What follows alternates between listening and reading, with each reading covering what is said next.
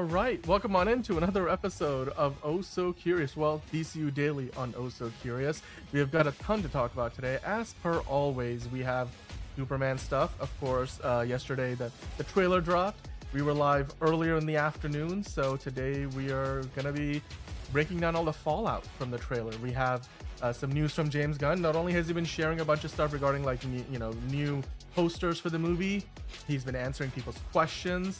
He's got a Wonder Woman update because, of course, David Zaslav had that huge thing at the upfronts in New York this week because, James Gunn was in New York for all of those presentations talking about the 4 pillars of DC. One of them is Superman.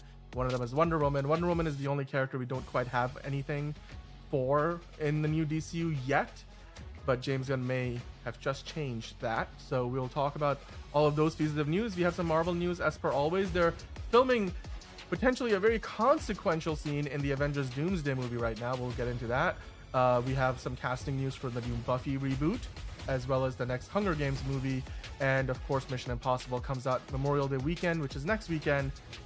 But Tom Cruise and company are literally, globetrotting their way through the promotional tour. So we'll get into that and the standing ovation they got at Cannes in France. And of course, more Superman details, some stuff from Frank Grillo. There's some Easter eggs we missed yesterday we will talk about. And we have to, of course, talk about the fact that Warner Brothers has finally decided to correct a mistake. And, well, we're going to be calling it HBO Max again. Yeah, that's happening. So we'll get into that and so much more. As always, we do that with hitting that news intro, bring in Ryan Gosling because he's Knuff and so are we. And we will see you on the other side of the intro with the news. We have Bridget on today, so let's get things started. It doesn't seem to matter what I do. I'm always the number 2. All right, mister, I need to paint my abs on to get nominated. You don't see Robert Downey doing that. You're kidding. You're kidding. I can't open the envelope without the... Warner Brothers is heading back into the Matrix with a new movie in the works. Wonder what other surprises are in store. I want to be Bruce Wayne. I like that. You're gonna love me. There's the shot right there. That. Okay, we don't need to see Corbin. Right there. You look ridiculous. Well, not no more, he don't. What, dude? I can barely understand you. Your accent's insane. What the world needs now. Give me a hand up. Nope, I'm actually okay. Thank you very much. Oh, wow. Wow.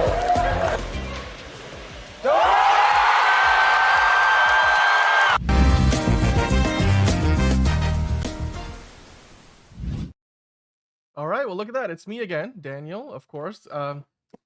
You heard before the intro, we've got a ton of news to get into. Mission Impossible, there's a Nobody 2 trailer. I forgot to mention, I always bury the headline sometimes, but it's okay. It's okay because my co-host today will help me out with that stuff. Because not only do I have with me today John, but today is the long awaited return of Bridget. How are you doing today, Bridget? Hi, Dan. I'm doing great. Yeah, it's great to be back with you guys on DCU Daily and Oh So Curious. And I'm in a different setup, but yeah, I'm so glad to be back and getting into the news with you all. Yeah, absolutely. I mean, you're not the only one here with a new setup because John has got a new setup. You got a little bit of a preview of it yesterday, but now today it's full and proper. Today setup. It's definitely official. So here I am with my 2K webcam right in front of me. If I'm looking up, it's because I gotta look at all my tabs. Mhm. But here I am, sharper, cleaner, nicer looking. Depending. Much more dapper, yeah. Well, I don't know about that. I've been wearing the same shirt for the past 3 days. I need to throw that's this. Unfortunate. I have to throw this bin thing, but it's fine. I never leave my house anyway, so it's fine. So if I gotta train myself because I'm usually looking up at my webcam, but now I gotta remember to look straight ahead at my webcam. It's gonna be a bit of awkward. I apologize in advance, but I will make sure to be looking at the right place. Yeah. Awesome. Well, we do have, like I said, a bunch of folks in the chat, or maybe I didn't say that, but let me welcome on in the folks who are watching. We got Right Dude. Right Dude says, hey guys, Caleb is here. Honka, I'm feeling super. So are we. Elite Easy says, hey cuties. Well, hey cutie, back to you. And Hosea was singing the song, it doesn't seem to matter what I do. I'm always number 2. Well, it's okay. It's all right. You're Knuff. You're Knuff, Hosea. But Hosea didn't recognize you, Knuff. Bridget. It looks like you were around before his time, so he says hello to you. Caleb was saying John is evolving. Look up, John. There you go. Look up. I am. We'll do Superman. plenty of looking up. I have it on the back of my shirt. I'm not going to whip around because it's too awkward. Because I have a very tight space because I had to move my desk and my garbage can. It's a big chair. It's a whole bunch of stuff. So I can't. But I do have look up on the back of my shirt. So if I could, I would whip around. But too awkward. But I swear it's true. We believe you. You do not have to prove that to us. It's okay, John. I wear nothing but Pink Floyd shirts, says Caleb. And then we had Manos Time in the chat saying hello. Hello, everyone. Hello to you, Manos Time. And Nelson is here as well. Hello to Nelson. Thanks for joining us. I hope you saw the trailer for Superman, and we talked about it yesterday. We'll talk about it again today. The whole show is pretty much about Superman. Caleb is like, I look up and see fire in the burning trees. Well, that could be a very bad, sad. Somebody's living in California. So, yeah. Look at that, John. Manos is already coming after you, or I guess he's trying to get at you with your favorite scooper. Jeff Hey, look, Jeff Superman Snyder's fucking stupid. That's crazy. Oh my god, he's an idiot. That's crazy. Well, sometimes he gets things right, sometimes he doesn't. Let's most move on of the with times the show. he gets things wrong, but So let's get things started by talking about. I mentioned this. I think we've talked about it a few times this week, actually. So I want to start off the show with probably what's going to be the next big movie at the box office, and that's going to be Mission Impossible. Now, of course, it comes out on Memorial Day weekend where Lilo and Stitch is going to eat everybody's lunch. That's okay because we could get the next Barbenheimer out of it. We could potentially, I don't know what you want to call it, like Mission Impossible, Lilo and I don't know. Like we can figure out a name for it. But they are promoting the movie, and they're promoting the shit out of it. That is the technical term. So let's talk about all of that promotion, because yesterday Tom Cruise lit up the Cannes Film Festival alongside his director Christopher McQuarrie, and of course the cast of the movie. You got S.I. Morales there in the back, Hannah Waddingham putting up the peace sign. You've got, of course, Mr. Milton from or Mr. Milchick, I should say. Why I said Milton? Mr. Milchick from Severance there on the left. Why am I forgetting his name right now? Somebody tell me. And you've got Agent Carter in the back, Haley Atwell. All of these actors are in the movie. They were all at Cannes. They played the movie. They were on the red carpet. They got a 5-minute standing ovation. We have Enterprising in the chat as well right now. So hello, Enterprising. Welcome on back. Somebody tell me what's the name of Mr. Milchick's, the actor who plays him in Severance. He's there on the left. Like, somebody find out. Oh, Tramel Tillman. There we go. I remember his name.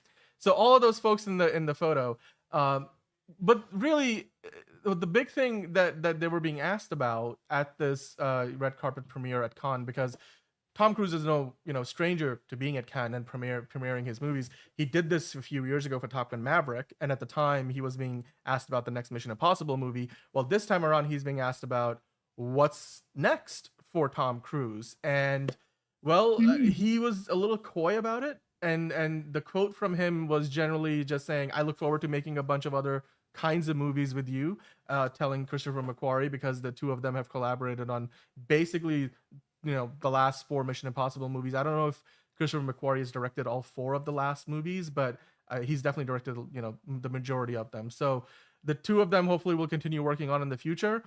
But I want to ask you guys, I'm going to bring you in. I'll start with you, Bridget. What do you think is next for Tom Cruise at this point? Considering that this movie, The Final Reckoning, the name itself, the way they're promoting it, the way Tom Cruise talks about it, it feels like this is indeed the final Mission Impossible movie. It's the 8th entry in the franchise that's been on now for 25, 30 years roughly. Where do you think Tom Cruise goes next after this? Yeah, I feel like he's definitely got an open door ahead of him, which is kind of exciting. I'm sure it in some ways does feel kind of like a relief to kind of put a franchise. I mean, I'm sure it's bittersweet, but also like gives him a lot of opportunity, kind of cuts those strings, because right now, I think he's filming or will be filming the Maverick sequel. So when you're part of a franchise, you can't sign on for too many things because you're always going to be owed that sequel in the future. So I'm sure it feels good to, have more flexibility now for him.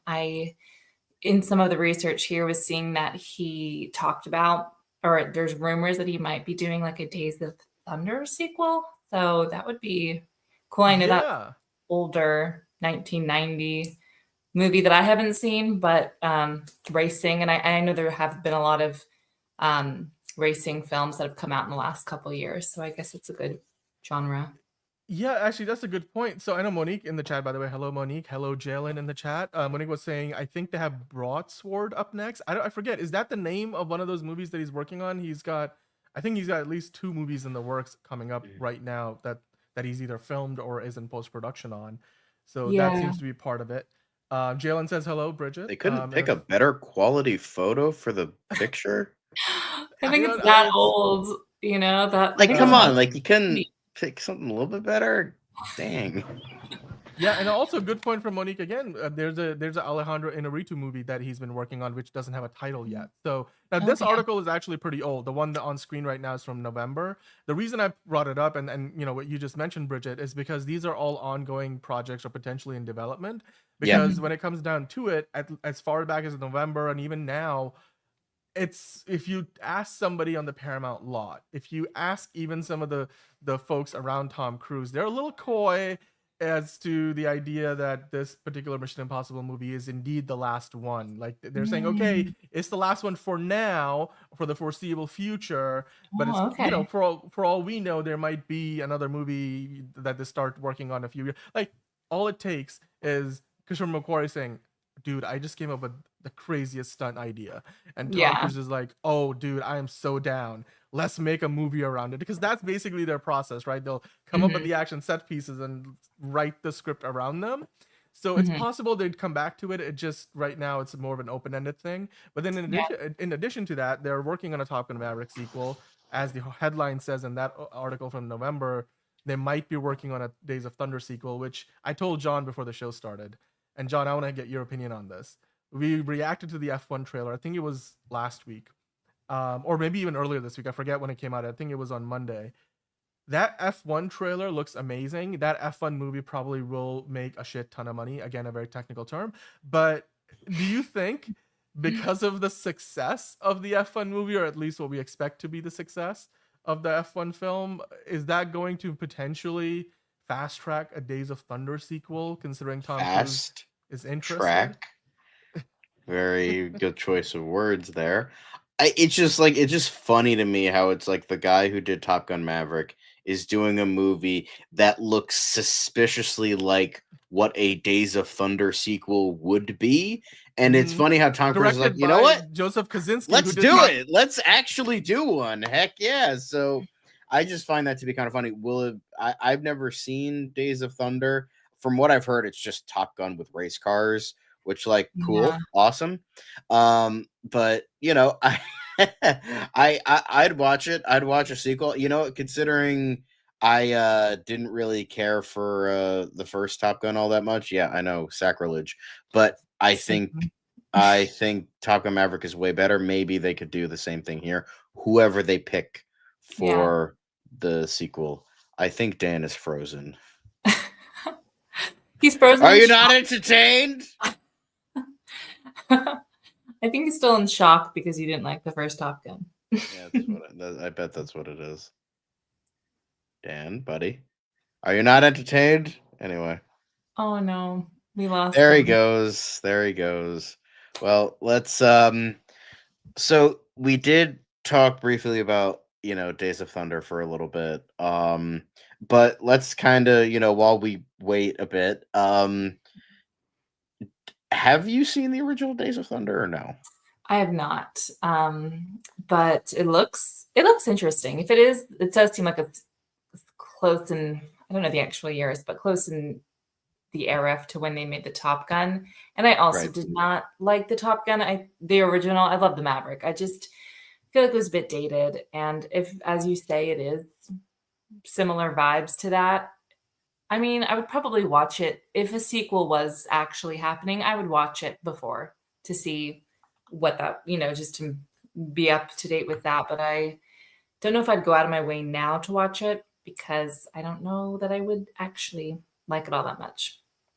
What did I miss? Sorry, guys. We were just talking about Days of Thunder for a little bit. I haven't seen the movie either, but I would watch. If like I don't think Joseph Kosinski would do 2 like racing movies back to back.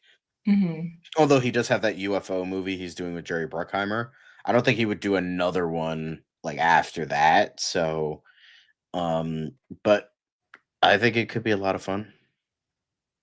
It would be amazing, but that's essentially what F1 is, except it's with Brad Pitt instead of Tom Cruise. It's Brad Pitt instead of Miles Teller. It's Damon Idris. It's Joseph Kosinski. Although Damon Idris seems more Miles Teller plus Glenn Powell in one, but yeah. Well, you guys can hear me, right? I'm just yes, we can hear you. All right, I'm back. All right, well, I'm back. Thanks for sticking with me there, or I guess continuing the conversation while I was away. What I did want to mention though, because there's a question here from Manos Time, we can kind of explore that for a second. Why is Tom Cruise? So this is kind of interesting. We've talked about this before. So basically, Manos Time asking, could you explain what it means?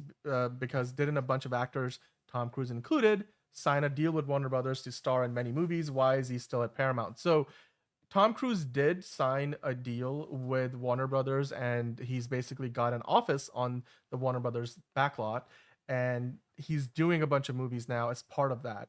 Most of those movies, actually none of those movies that he's working on now with Warner Brothers have come out yet, but I think the Inarritu movie is one of those, and so it's in the works. It's not exclusive though, so the idea is that Tom Cruise can still work, on projects with Paramount where he's a producer on the Mission Impossible franchise. He's a producer on the Top Gun franchise. He would be a producer potentially on a Days of Thunder sequel as well. So he can still do things with other studios, especially with Paramount, where he has a previously existing working relationship. But moving forward, most of his new projects will be with Warner Brothers. So it's not exclusive to Warner Brothers. That's the reason why he can still do stuff with Paramount. But yeah, sorry, what was the comment from Caleb? The first rule about Days of Thunder, we don't talk about the Days of Thunder. Great comment. It's F1 so hopefully time. That answered your question, Manos Time.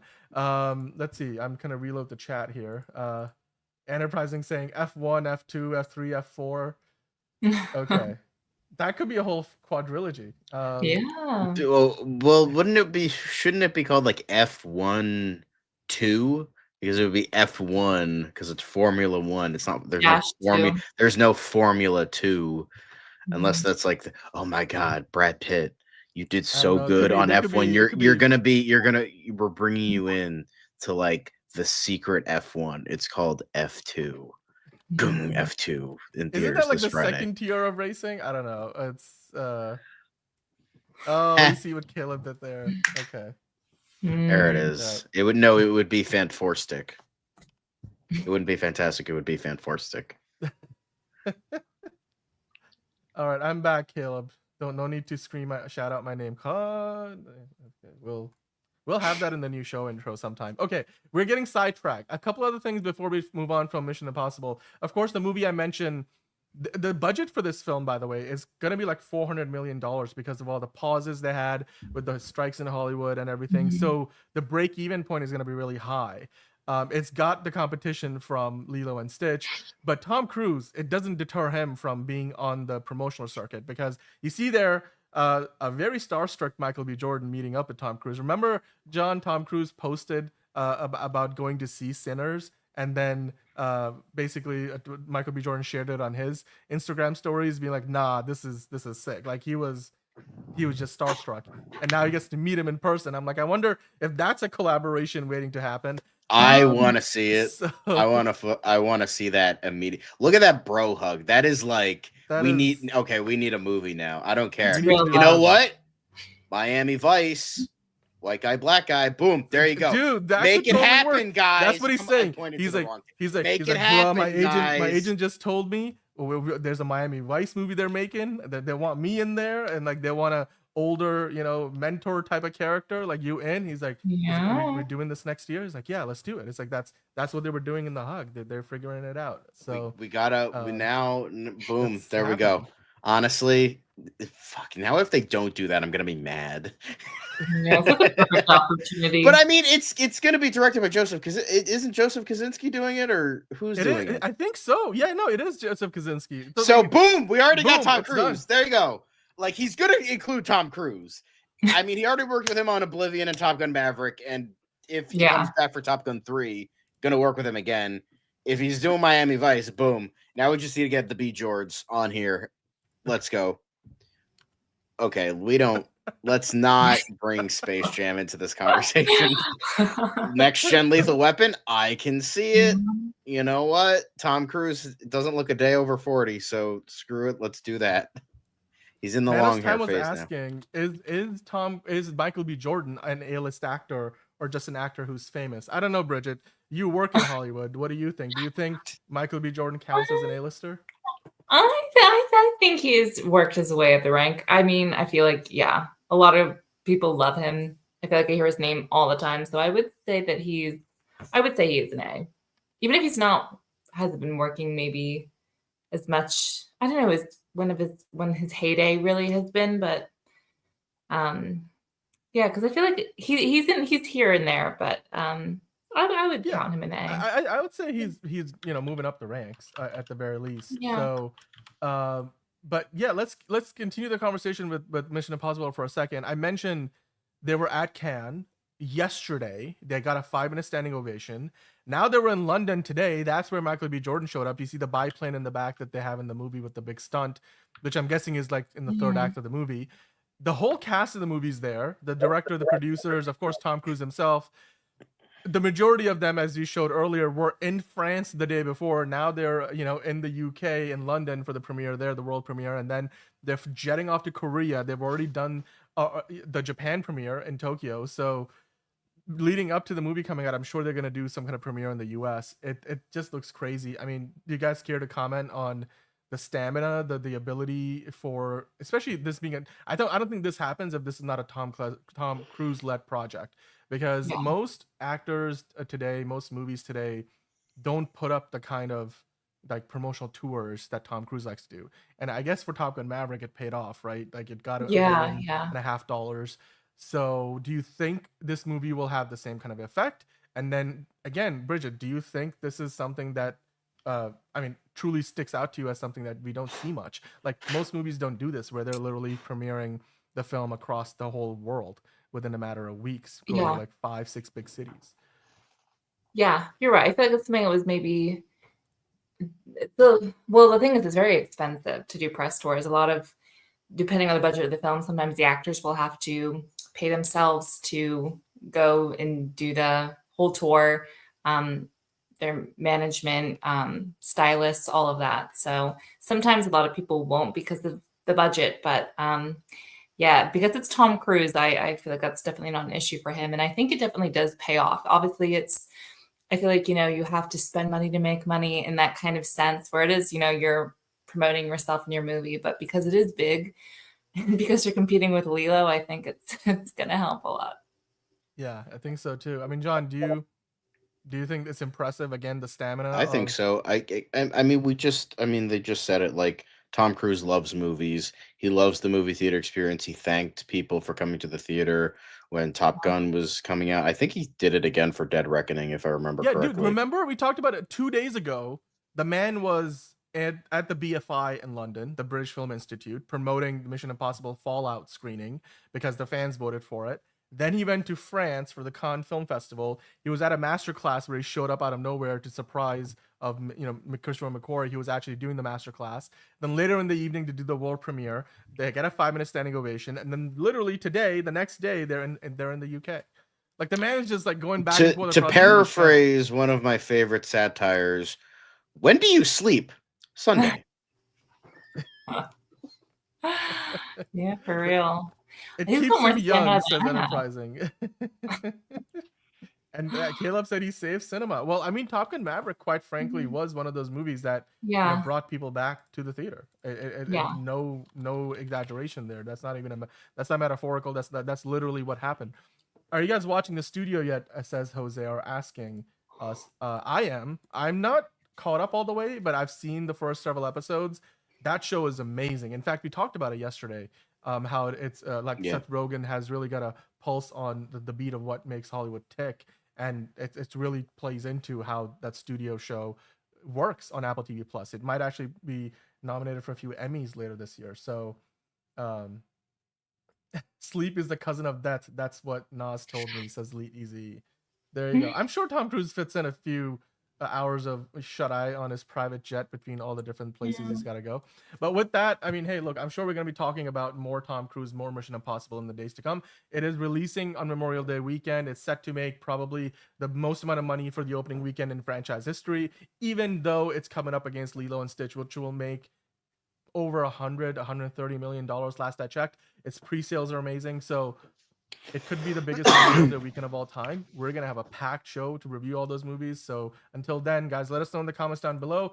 What do you think about Mission Impossible and the promotional effort that they're putting into it? They have spent like $400 million making it, even more to market it. So they might as well get their money's worth. But is it going to translate into the box office success? Let us know in the comments down below. Right now, we have to talk about, well, it used to be called HBO. Then they changed it to like HBO Now, HBO Go. Then they made it HBO Max. Then they just made it Max.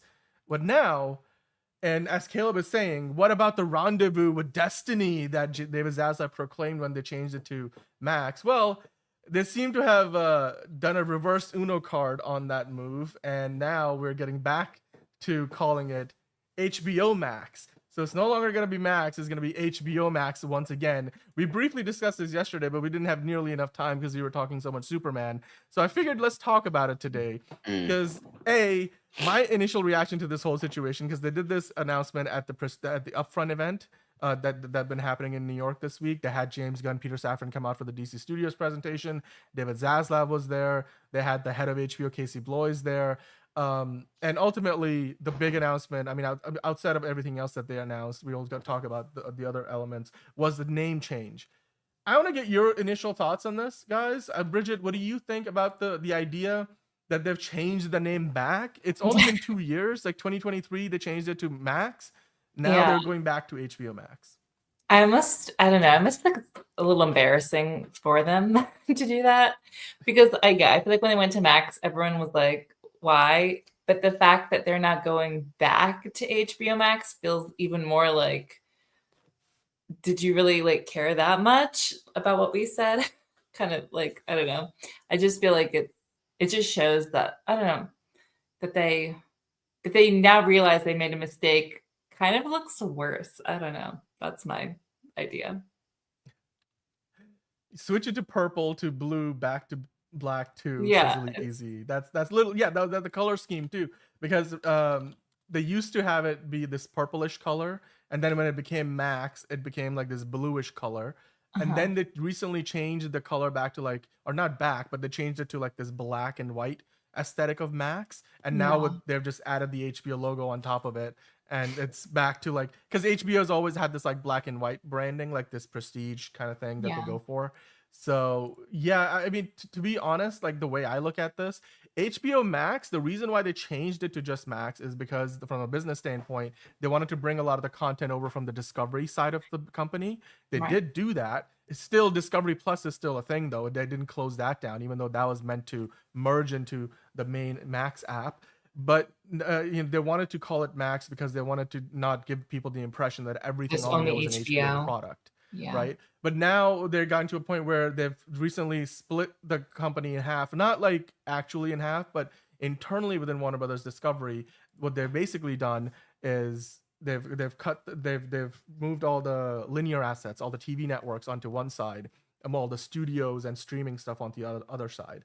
And this is in preparation probably to spin off all the TV stuff because it doesn't make as much money. And so I'm guessing that changing it back to HBO Max means that they're gonna like line up the streaming side of the company with what they will keep around and then spin off everything else. And obviously HBO, the name HBO gives you the prestige, and not having that there was not a good thing because Max is too generic of a name. But John, I want to get your opinion on this, your initial reaction, and then also just do you believe, as the article here states, that this is just the latest sign of potentially the company splitting itself in half and selling off all the television assets, and that's maybe what's driving this change? I mean, it's just funny to me. I was just like if WB can't figure out a name, for God's sake, like if they come on guys, like if they can't figure out a name for a streaming service, it's like, I mean, it's not like Paramount Plus changed their name to like Plus or like Mount or Para. Yeah. Or Disney Plus changed theirs to Walt, or Peacock changed theirs to, actually, let's stop there. But you know, it's just like, guys, can you not figure out a name? I will say they are really trying their best to like make it like a the joke's on us, we can't figure out a name, which is like relatable. It's like hashtag relatable, how do you do, fellow kids? I can see they're trying to do that, and I guess from a marketing standpoint, maybe it'll get people like on there, so like, we're making fun of ourselves, but it's still, guys, just change the name back after 2 years. Like, can you not really figure this shit out?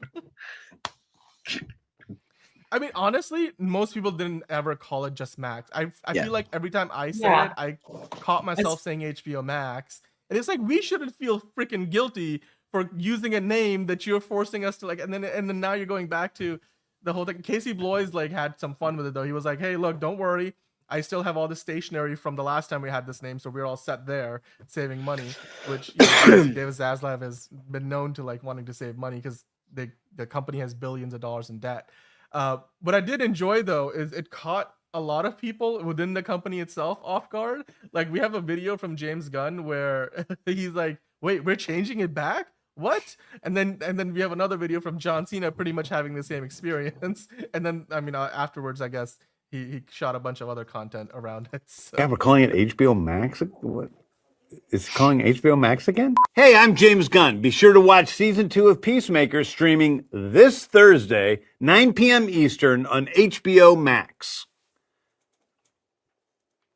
God, we're calling it HBO Max? What? Yes, James. It's calling HBO Max again? Yeah? As of tomorrow. Wow. Is that going to be announced at the upfront? That's say, good, like, actually. The but social I didn't media know game around it is hilarious. Like, so what you were gonna say, John? No, I for some reason I keep coughing. I don't know why. Because it's dusty. Bro, they're naming the company HBO Max, so I should correct and say HBO Max instead of Max in all of these reads, because Yes. That's what the upfront's about. Tomorrow we are HBO Max. Yep. It's So we were at the rehearsal earlier today. Yeah. And the chief marketing officer did a whole bit saying we're rebranding ourselves to HBO Max. And it told us not. okay. So I just want everybody to know I'm changing everything that says Max to HBO Max. Also, did he like break his nose or something? Because like his nose looks kind of weird. Maybe it's just the angle at which you're looking at. I don't know. I mean, kinda, maybe it's possible, I suppose. Caleb with the jokes. Well, you know what? The joke's on HBO, and they know it because they've been, you know, making fun of themselves. This was actually shown. This graphic was shown at the presentation itself at the upfront, where they basically do the Spider-Man thing. It's like, oh, HBO now, HBO Max, and it's now HBO Max again. It's like, okay, cool. Now I like that one guy. Now restore Looney Tunes. Yeah. Yeah. Let's be real. None of us stop calling it HBO, which is very true. What is dead may never die. HBO Max coming this summer. Same app, newish name. I also got an email with the new logo. Oh yeah, and the reverse Uno card. Remember? Yeah, there you go. That's perfect. They're trying so hard. It's very cute. What she said. Oh, we looked at this video already. I just appreciate that they even told the Pope. White smoke was seen coming from the Warner Brothers water tower. A new brand has been chosen, and it's HBO Max. Newish HBO Max. Send thoughts and prayers going to the comment section after the branding again. I love the marketing. It's great. At least they're having fun with it. Lean into that, lean into the gaffe that you guys have made here. And anyway, But guys, let us know. I know a lot of you guys are having the same reaction we are. Like this thing, it just why make that? I kind of explained the reasoning maybe from a business standpoint why they were doing things the way they were. Obviously, Warner Brothers Discovery finds itself in a different position now, so there you go. They were like, the best option is to just call it HBO Max again, even if it means that we have to, swallow our pride and egos and make fun of ourselves for the rest of the year, which is fine, because even if they didn't, we would. But let us know in the comments down below what you guys think about the HBO Max change. Do you have the subscription to the streaming service? They are projecting to have 150 million subscribers by the end of 2026, which would be pretty gosh darn good. And they've, have increased their revenue by $3 billion. So HBO Max, like the name or hate it, the streaming service is doing well. The Penguin's on there. The Lanterns will be on there. Let us know in the comments what you think about the name change. Right now, we're going to change our focus and talk about some DC stuff, because we have to talk about all the fallout from the Superman trailer that dropped yesterday. And we were just talking about Dead Reckoning, so like it works. Totally. I mean, there's a lot that has happened in the day since the trailer came out. The trailer has still been, it's still trending online on YouTube. It's trending on like Threads. Way to go, guys. Congratulations to all of you watching. Watch it again. Keep watching. Making sure it stays on trending for as long as we can. 2 million views in just the first hour. Like, and that was just on YouTube on just the DC channel. We don't have the official stats right now. I'm sure that will come out soon, but it must be getting like close to 100 million or more across all of social media. What I wanted to start off here by talking about the fallout, essentially. Frank Grillo posted the trailer saying no one is all good, #lookup. I wanted to get your opinion on this, John. He's playing Rick Flag Sr. in this new universe. What do you think he means by no one is all good? Is he talking about his character, or is he talking about his character's perspective on Superman? Kind of like what the, maybe the Jesse Eisenberg Lex Luthor was like, I learned a long time ago that, nobody who's all good can be all powerful, and nobody all powerful can be all good. Is that the kind of mindset that Frank Grillo's Rick Flag Sr. has? Is that what he's talking about?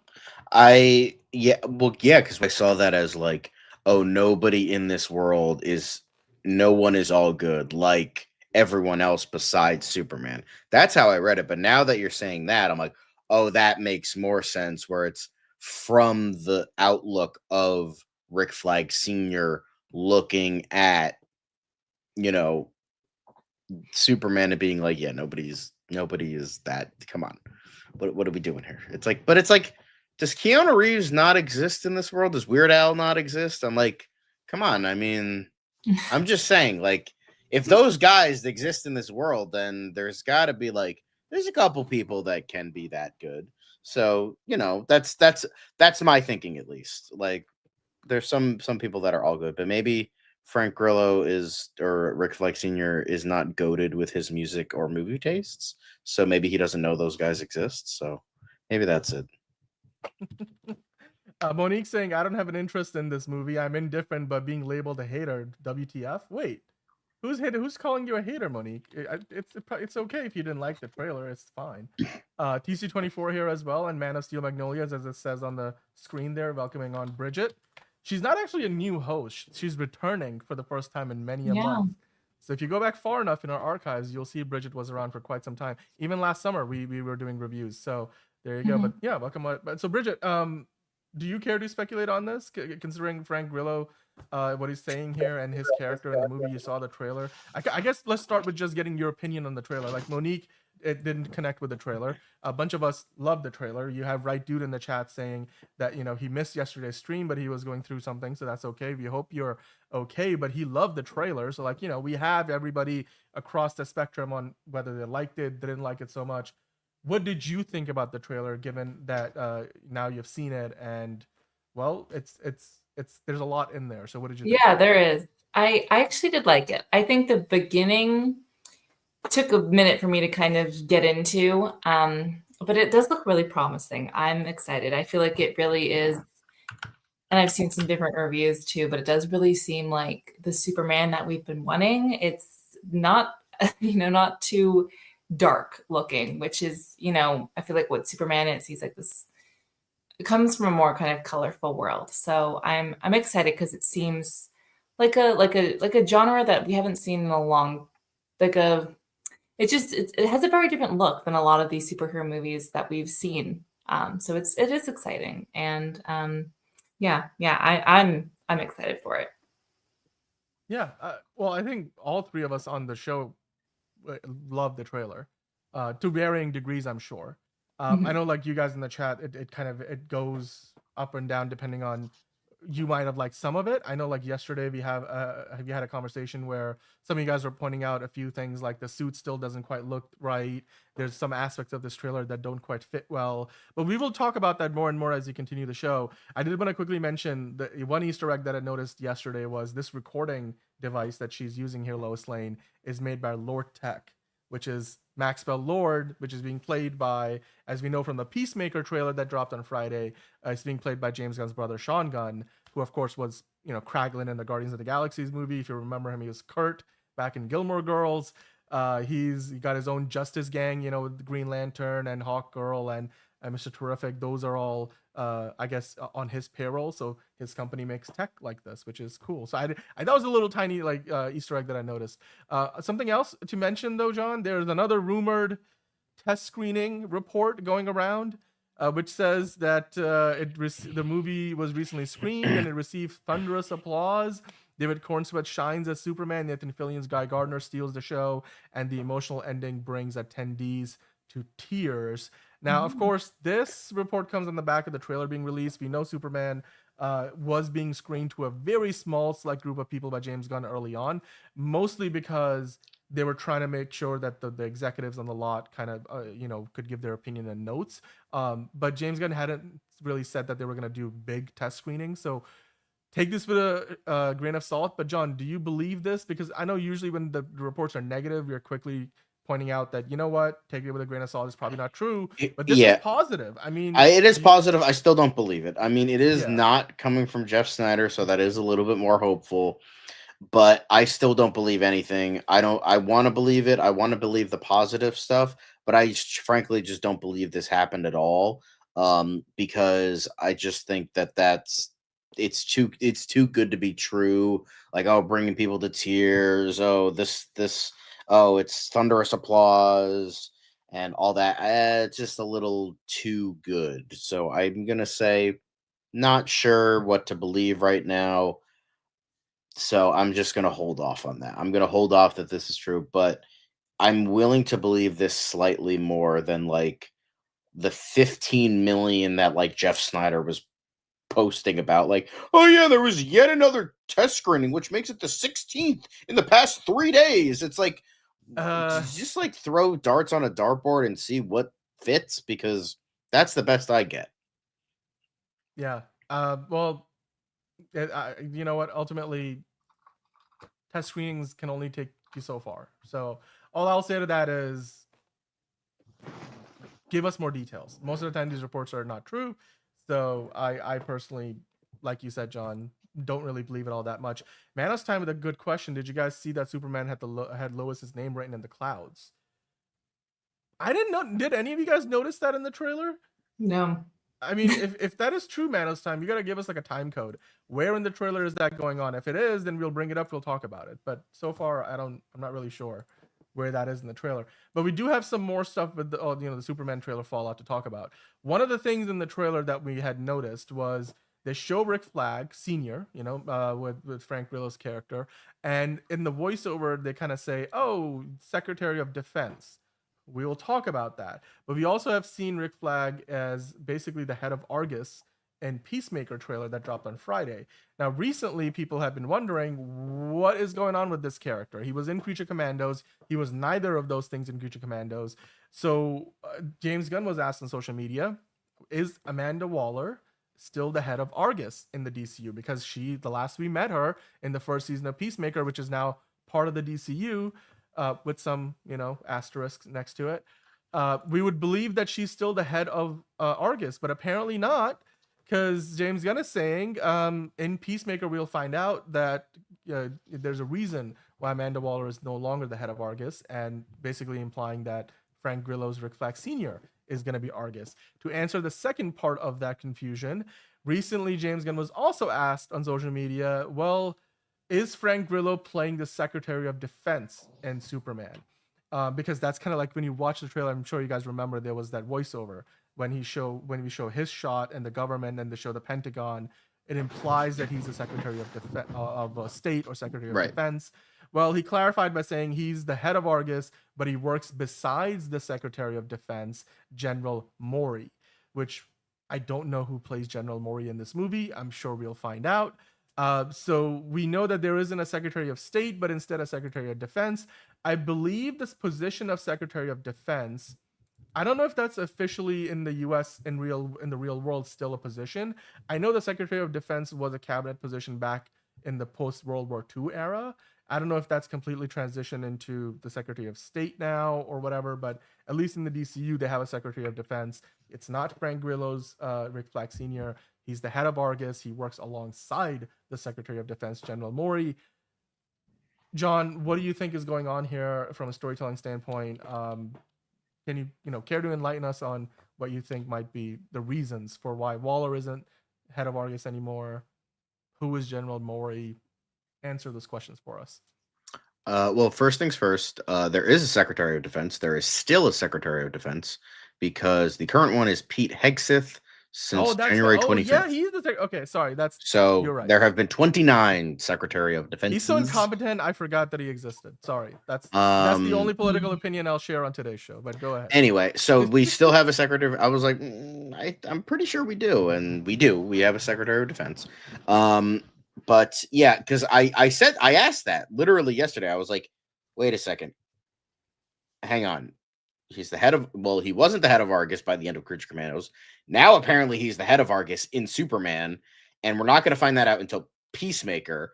And then I was also confused. I was like, is he the Secretary of Defense now as well, or is this beforehand and then he becomes Argus? So I was like confused. James Gunn is like, yeah, I was just poor editing on my part. Whoopsie daisies. So, but he works alongside him. Now we got the answer to that. Cool, great, amazing. Got that done and over with. But I'm still excited for Grillo, Frank Grillo, and his live action appearances as the non-Secretary of Defense, the head of Argus, Rick Flag Sr., and how he's going to go on a revenge path in Peacemaker. That's going to be very exciting. That's going to definitely be exciting for all the fans against John Cena now after he turned heel. So that's going to be very exciting. So yeah, I think it'll be great. Like Frank Grillo usually understands the assignment. He does great things, even though he's not like a big star, but he always understands what to do. So hell yeah, can't wait for live action Rick Flag Sr. and whatever he has in mind. Elite Easy was saying Mayor Penguin and President Lex Luthor will be so much fun. I'm sure it would. I do like that is another thing. I like how they said, where Lois is like, did you ask the president? And you see Lex Luthor in the trailer, how it's edited. I'm like, I don't, obviously he's not president, but I'm like, that's a nice little wink and a nod. I'm like, all right, I see what you're doing, guys. Let's, I got you. I got what you're doing. I got what you were putting down. Oh, wow. He's bright. You can see Lois. It's right there. So both Manos Time and Hosea telling us it's right there. It's her name, Lois, written in the clouds, and it's framed. I'm sure we'll get a closer look at it because from a distance, it could be it could be exactly that. It could be something completely different. So, but that's thank you guys for pointing that out. Again, we missed that detail. We will have to talk about this thing here in a moment. Let me find the right frame for it because this is for later in the show. Okay. But getting back to what we were talking about with the Secretary of Defense, where we stand with Argus. Wow, we have a lot to talk about. I mean, Bridget, do you care to add anything to that? Frank Grillo is going to be a part of basically the first 3 DC projects in the new DCU era, and we now know he's the head of Argus, even though that it seems like that's a pseudo-military organization in the DCU. Yeah. No, I think it was a good way for him to explain it to clear up the confusion and just make a good segue in for them maybe. Caleb saying Lex Luthor, the first bald president. Yeah, well, that's might happen in the new DCU, by the way. All right, so some of the reaction videos that people have been putting up on the internet with the trailer are just wildly amazing and entertaining in their own ways. I've seen a million of them.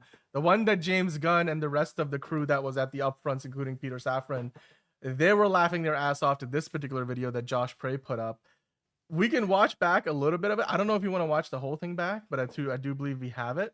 So I just wanted to kind of like go through it real quick because it's hilarious. I think it's a perfect example of like why we should, you know, be all excited about this trailer, considering that, you know, if you enjoyed it, the movie looks fantastic, the trailer did its job, then this reaction will connect with you. If you don't feel the same way as the person in the video, then that's fine. Like if it didn't help, if it didn't really move the needle for you, then maybe this reaction will move the needle for you. So looking at y'all with gravel in his eye. He looking at y'all with sidewalk in his eye. He looking at y'all with road in his eye. And people had the nerve to say, nah, are y'all crazy? I am scatter dogs. The man got me wanting to go get me a Cujo, a Fido, a Lassie right now. I understand the world is dark and y'all used to deep dark things and hairy-chested men walking around. This Superman trailer hits you right where you need to be hit, man. Everything can't be Basic Instinct, and everything can't be dark, and everything can't be Batman and Gotham and Penguin snapping people's necks. This is the Superman that we've been needing for a while now. Not even being a hater. The Superman having this dimple making me not want him to save my old lady. If this Superman show up with his dimple this damn deep, let my old lady die. I understand you tried. Send me a screenshot, Josh. I was going to save her, but I know how you feel. You damn right. And when I get that message, I'm going to cry. I'm going to be at her funeral. Superman shouldn't be that damn handsome. Get saved by somebody uglier. I'm sorry. And look at Lex Luthor, man. If my Lex Luthor don't look like this Lex Luthor look like, he look like the kind of guy you will be in there with your family saying, hey, listen, sir, you can't take my furniture and my car and my home because we can't afford to pay it this week. I'm going to pay you next week. This Lex Luthor going to say, I'm sorry, but there's a sidewalk and a tent for you and your family. Give me my money or get out my damn house. This look like the worst landlord ever. This look like he can't never be warm. He's always cold. You dip him into the sauna and the sauna becomes a freeze pop. Everything about the trailer. If my Meemaw don't look like this kind of Meemaw says, honey, you look cold. Let me give you some soup at least before you go. When she said, I'm going to get your boots and not your shoes. When she said, I'm going to get your boots and not your uniform. I'm going to get your boots and not your costume. I'm going to get your boot. You can tell this is a Meemaw that's going to feed you and your friends when y'all come home too late. Everything about the trailer is mwah. We looking at movies, and the movies are supposed to accept the comic book just like in some way. They supposed to look at them big ass red drawers, dog. That's Superman. That is Superman with the curly. That's Superman. What do y'all want? Y'all want Superman to have a real edge. Y'all want Superman to have a microwave that don't work. Y'all want Superman to fight thugs at night. This is them big ass draws fighting some from outer space. This is Superman. And for me to just like comic book movies, I'm glad we find something. I don't know this man. They said his name is the Hammer. I want him to hit Superman in his mouth where his dental plan can't cover it. James Gunn, you did a great job. Some people are just miserable. Some people are just unhappy. But me, I like the fact that Superman can wipe out everything around him right now. Somebody hit him in the back of the head with a Coke can. I like the fact that he can clear that whole set. He's like, you know what? They're not angry at me. They're angry at something else. This is the perfect film. Yeah. I mean, John, I feel like this reminded me, like, this is probably the reaction you should be doing for this. Like, we need a John rant on why people should be loving this trailer. Anyway, I'm trying to be a little bit more, sedated a little bit. Unless Jurassic League comes up, then hell with that. Oh no, we definitely don't want to tickle that monster. So I don't know, Bridget. It's the enthusiasm is there. It is. Honestly, I feel like this makes me even more excited to watch it. I'm like, if he's convinced me, whatever he wants to watch, I'll watch because it sounds great. I agree with you. I definitely think the man has done the job. Let me. And is looking at. Oh, nope. Bringing that on. We're going to talk about that later. We have some more photos. By the way, that was Josh Gray. By the way, if you guys want to find him on social media, and we will get to the Mana's Time question on the pillars of DC, the 4 pillars of DC. They put out some new photos in Entertainment Weekly today with Nicholas Hoult, Superman, some behind-the-scenes photos with how they were, it's all being directed by James Gunn. Let's kind of go through a few of the photos if we can. I believe we have. Let's see. Here we go. I want to get your opinion on this. Again, just more Lex Luthor. You're seeing some behind the scenes of this. I don't know. Does it feel like they actually shot this practically, or do you think it's the volume around that set? Like, because they seem pretty high up, but I wonder where they are. Like, if it is actually real, or if this is. I would want to think it's like the AR wall volume, whatever it's called. I don't think they're actually in a skyscraper right now. Yeah. It's also this shot we have seen in the trailer, but it's fucking hard, is what it is. Goddamn.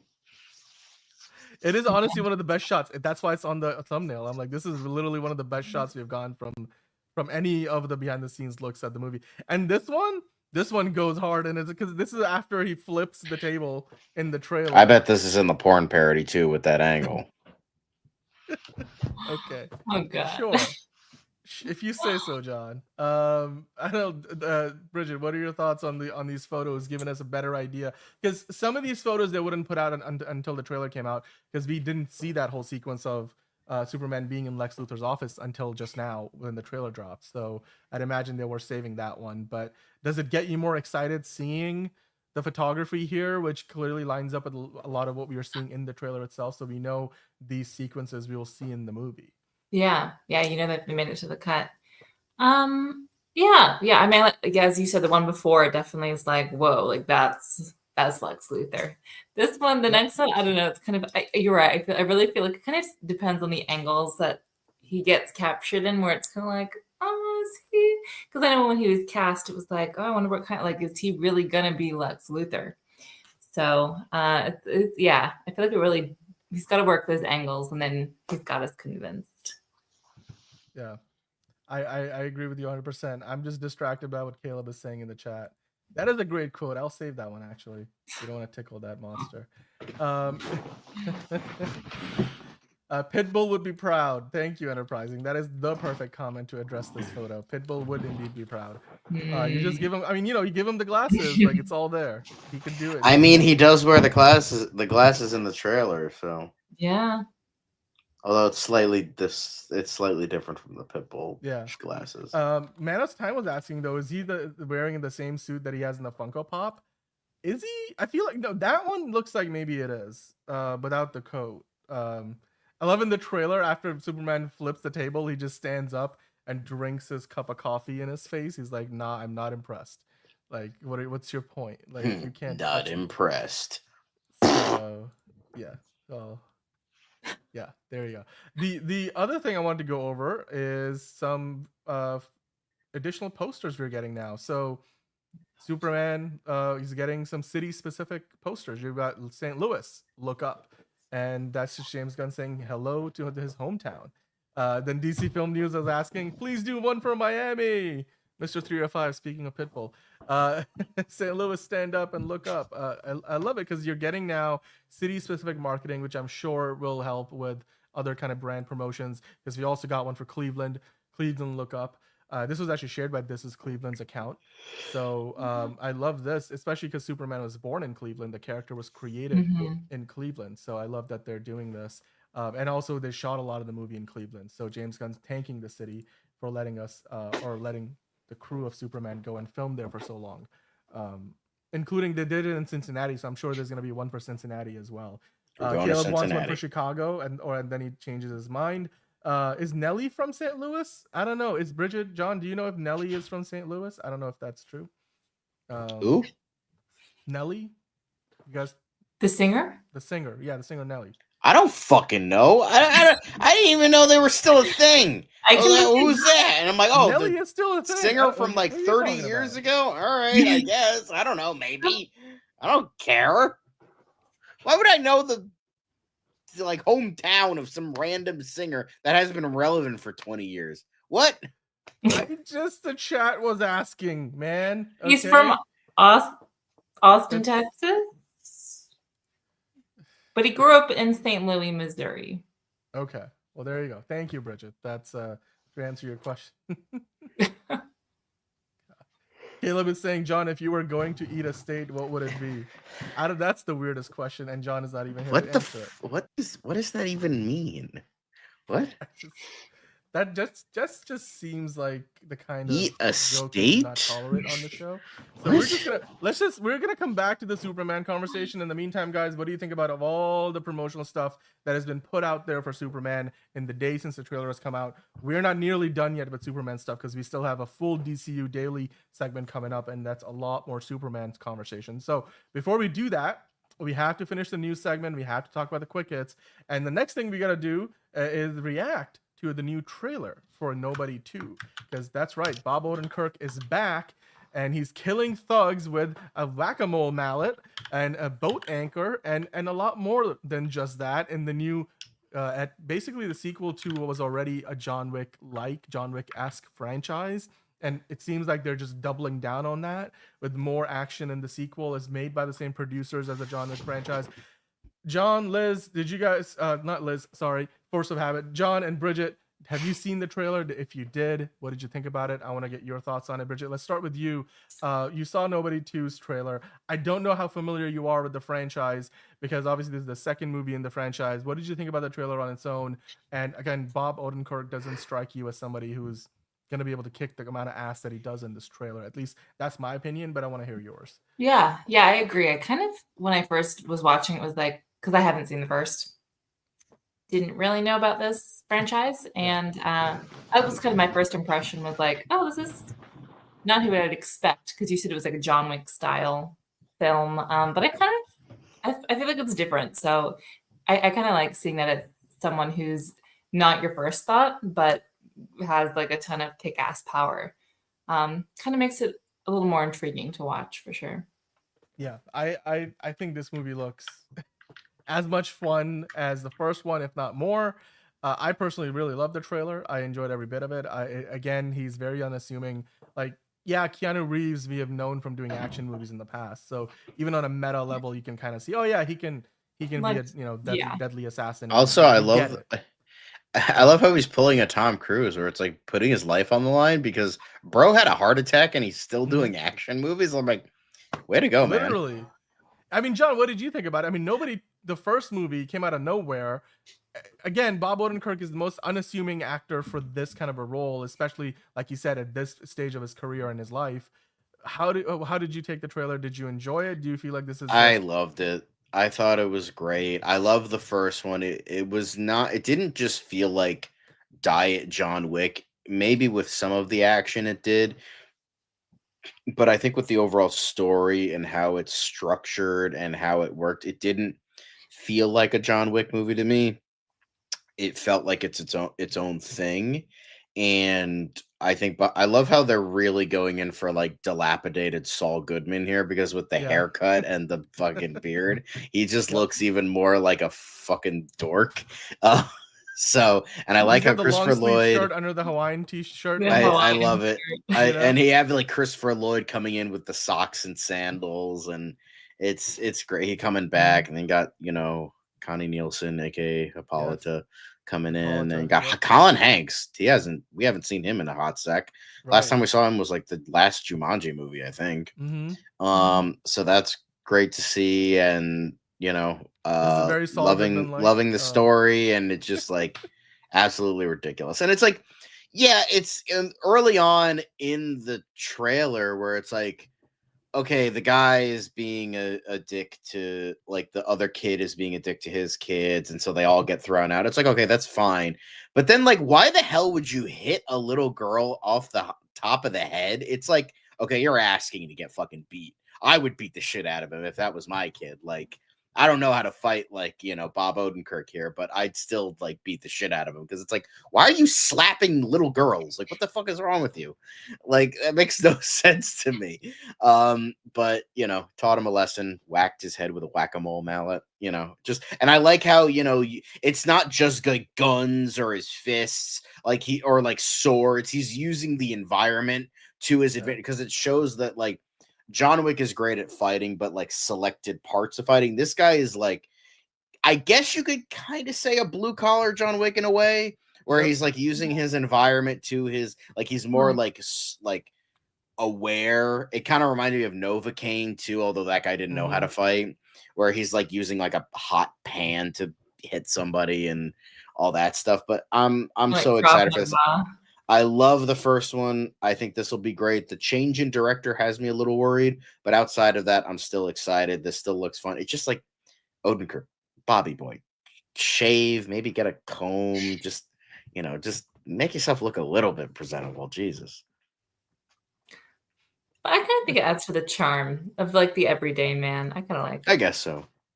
I mean, the I love bus it. fight. It's I would say if you haven't seen the movie, the first movie, just watch the bus fight. That is like one of the best action sequences I've seen in a movie in a while. So, and I like the use of Holiday Road. That's great. So it the works. trailer looked amazing. It honestly did. And the movie, I mean, the first movie came out in 2021. You mentioned he's had a heart attack since, and he went right back to filming the movie anyway. So Well, it's he gonna got be- a heart attack prior. Or was it prior to the first movie? Nobody. Yeah, because it was on the Damn. set of Better Call Saul. It was like filming the last season. He suffered from a heart I attack. totally forgot that. And then, because I remember him talking about it, it was I think he was doing press for this one, and he the first one helped him because he was doing so many bodily things, like fighting and trying to get fit and learning all this stuff. He said it was very therapeutic for him after the heart attack, where he felt he felt really weak and really his body was not there, but having him be this action star in a way helped him get over that that emotion of feeling that way, and as well as getting his body back to what it was beforehand. So I thought that was very interesting as well. So all best of luck to Bobby Boy, and I will be first in line for Nobody 2, Electric Boogaloo, and for any other sequels. Hopefully this does well enough that we get a Nobody 3 for maybe. Absolutely. So take advantage of the fact. I mean, this franchise is one of the few ones that has tried to be a derivative of John Wick, but done it in a way where it kind of works on its own. I would just love to see a crossover at this point too. Give me John Wick times Nobody, and I don't know, throw in whatever other version of maybe Ballerina. Since that's also already part of the John Wick universe. Give us a John Wick Avengers movie or something. I don't know, or Justice League, but that'd be fun. That's just me kind of wanting, because we talked about it just yesterday. There was a quick hit where, what's the name of the actor? He was in the Fantastic Beasts franchise. And he's done a lot of John Wick ripoff movies. Mads Mikkelsen. He's doing another one that's being sold at Cannes, and it just feels like another John Wick ripoff. So there's millions of those movies. Netflix has made a bunch of them. They're on streaming everywhere, but Nobody seems to be one of the few that actually hits, and it does a good enough of a job of separating itself from what John Wick is as a franchise. So guys, let us know in the comments what you thought about the Nobody 2 trailer. I'd love to hear from you. And in the meantime, we're going to move on to the quick hits part of the show. Before we do start the quick hits proper, though, I had a question in the chat I wanted to answer quickly. Why all the Ironheart hate, says B positive 99. I don't think there's a ton of hate. Look, Riri Williams and Ironheart in general, I think the trailer looked okay. It didn't blow any of us away. We reviewed it yesterday, and we talked about how Brian Coogler's involved, and they're trying to make it a show that feels like it's not copying Iron Man, but it's also at the same time, John, what was the comment you told me? In the trailer, she goes I want to change. I want to make something. No, she was I want to be something iconic. Rips off Iron Man almost entirely. What are you doing? Although isn't buddy? Iron Man iconic? So maybe that's what she meant to. I don't know. I'm just. I don't know. It's just and it's all it's kind of annoying because I think she was Dominique Thorne was doing an interview. She was well, this guy is a billionaire, and I'm just this blue collar chick who's who has nothing. And it's literally the first movie of this franchise was all about Iron Man, all about Tony Stark getting literally everything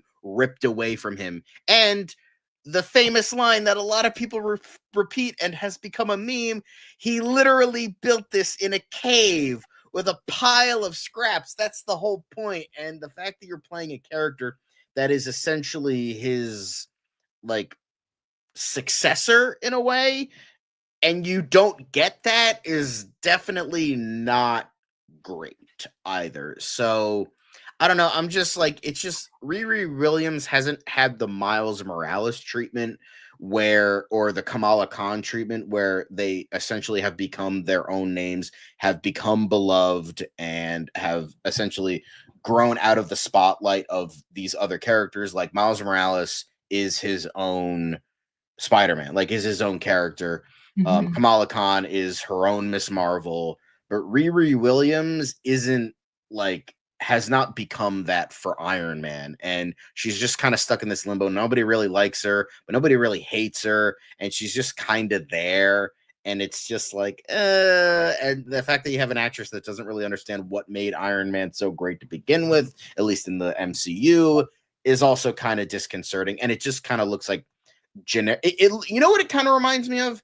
It reminds me of Big Hero 6, but not as good. Like a Big girl. Hero 6 was actually fun. I enjoyed that. Big Hero 6 was amazing, but like she's going to MIT. She's going to like this like special like college of, well, it's not really special, but like, oh, she's going to this place to learn stuff, and she's like making her own suit. That's kind of like what like what the kid was doing in Big Hero 6, where he's like, his brother dies, he's making this suit for you know, the robot and all this. I'm totally blanking on all the characters. I love it's Big Hero 6 is literally my favorite Disney animated movie of all time. It's amazing. I forgot the names, but so it's just, I find it to just be so funny that, like, you know, it's just this character, like this actress doesn't understand the character. It's like, it just kind of, it's being repetitive, and they're essentially like, it's 6 episodes long. They're shitting out half the season on the first day, and then just kind of giving us like, here you go. Again, as Dan, you were saying yesterday, it's like Echo, where it's like nobody cares. But well, no, like, I think the thing is, they've waited so long to start promoting it. There's only 6 episodes. They're dropping 3 of them on the first day, meaning that I doubt they're gonna do like 3. I feel like they're gonna drop them all like within a month's time. So they wanted to have such a quick rollout that it comes and goes and people forget, because before you know it, then Fantastic Four comes out and people are still talking about Thunderbolts and New Avengers. That's part of like all the Marvel promotion that they're doing right now. So it just feels like they're burying the show themselves. And here's the thing. If Marvel is not confident in their own show, why should I be confident in the show? And as much as Geek Ledger, like, I think you're saying this probably what's right. What is a good? She's not really a successor, but she's not associated with the character. Like Miles Morales isn't a successor to Peter Parker. I think what's difficult though, and all that, it's all about perception, and the popular perception will always be that it's just another Iron Man derivative because of how popular the character of Iron Man is and how institutional he has become to the MCU, and the fact that RDJ is coming back.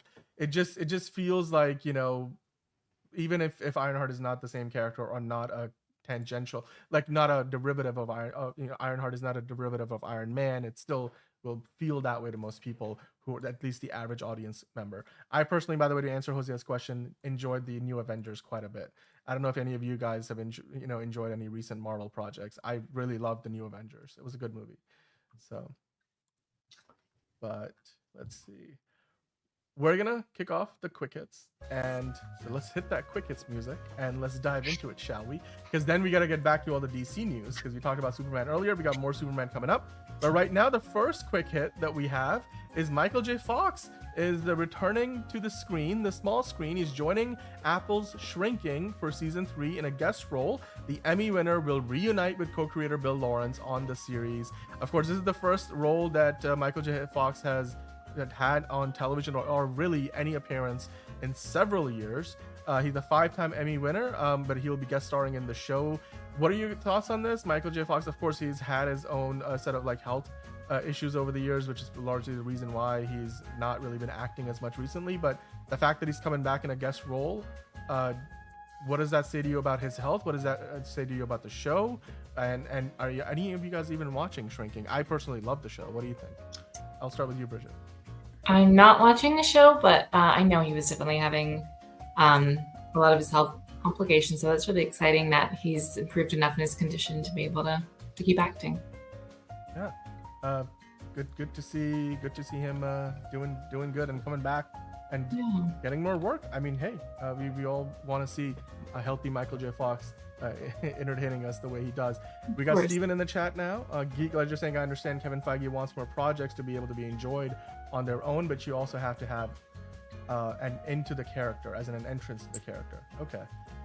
Well, Michael J. Fox back for Apple's Shrinking. The next quick hit, James Gunn was responding to a DC fan asking about, hey, do you have an update for the DCU Wonder Woman?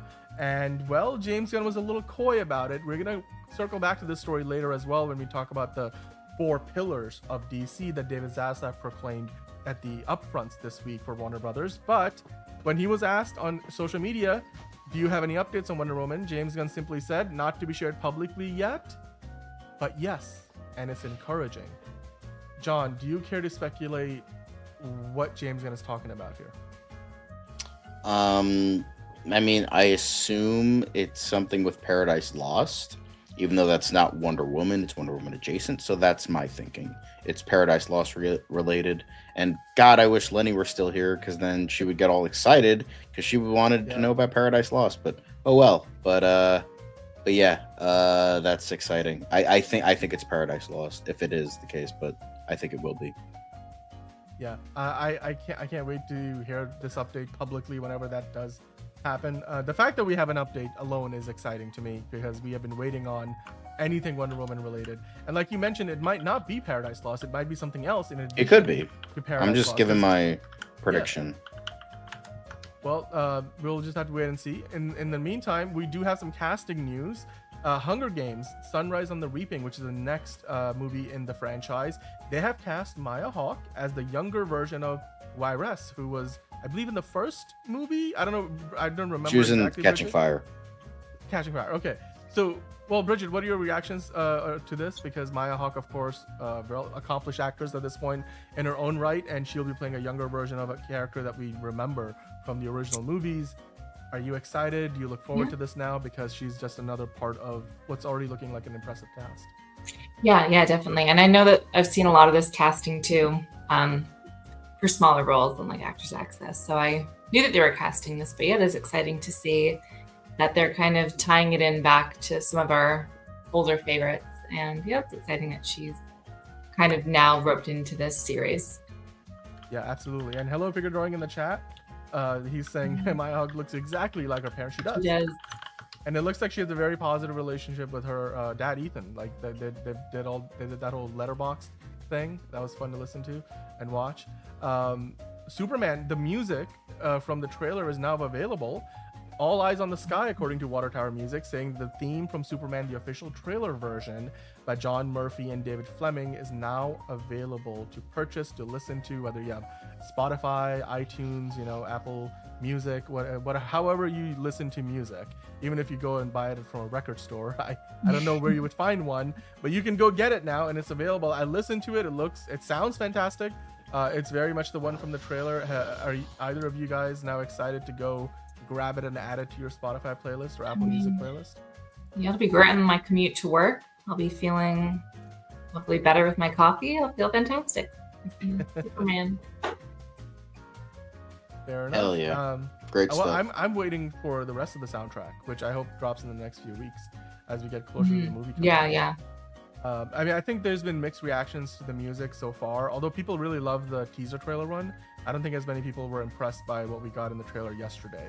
The visuals definitely stole more of the attention than the music did. But hey, it's available for you. I still really like the music. I thought it was great. I'm just saying, in general, I haven't seen as much praise for the music for the official trailer. But in other news, Buffy reboot finds its new Slayer. Ryan Kiera Armstrong is set to star with Sarah Michelle Gellar in the Hulu pilot. Are any of you guys fans of the Buffy franchise?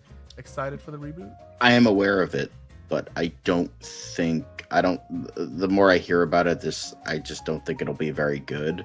So I mean, I wish them the best, but I'm not getting good vibes from this.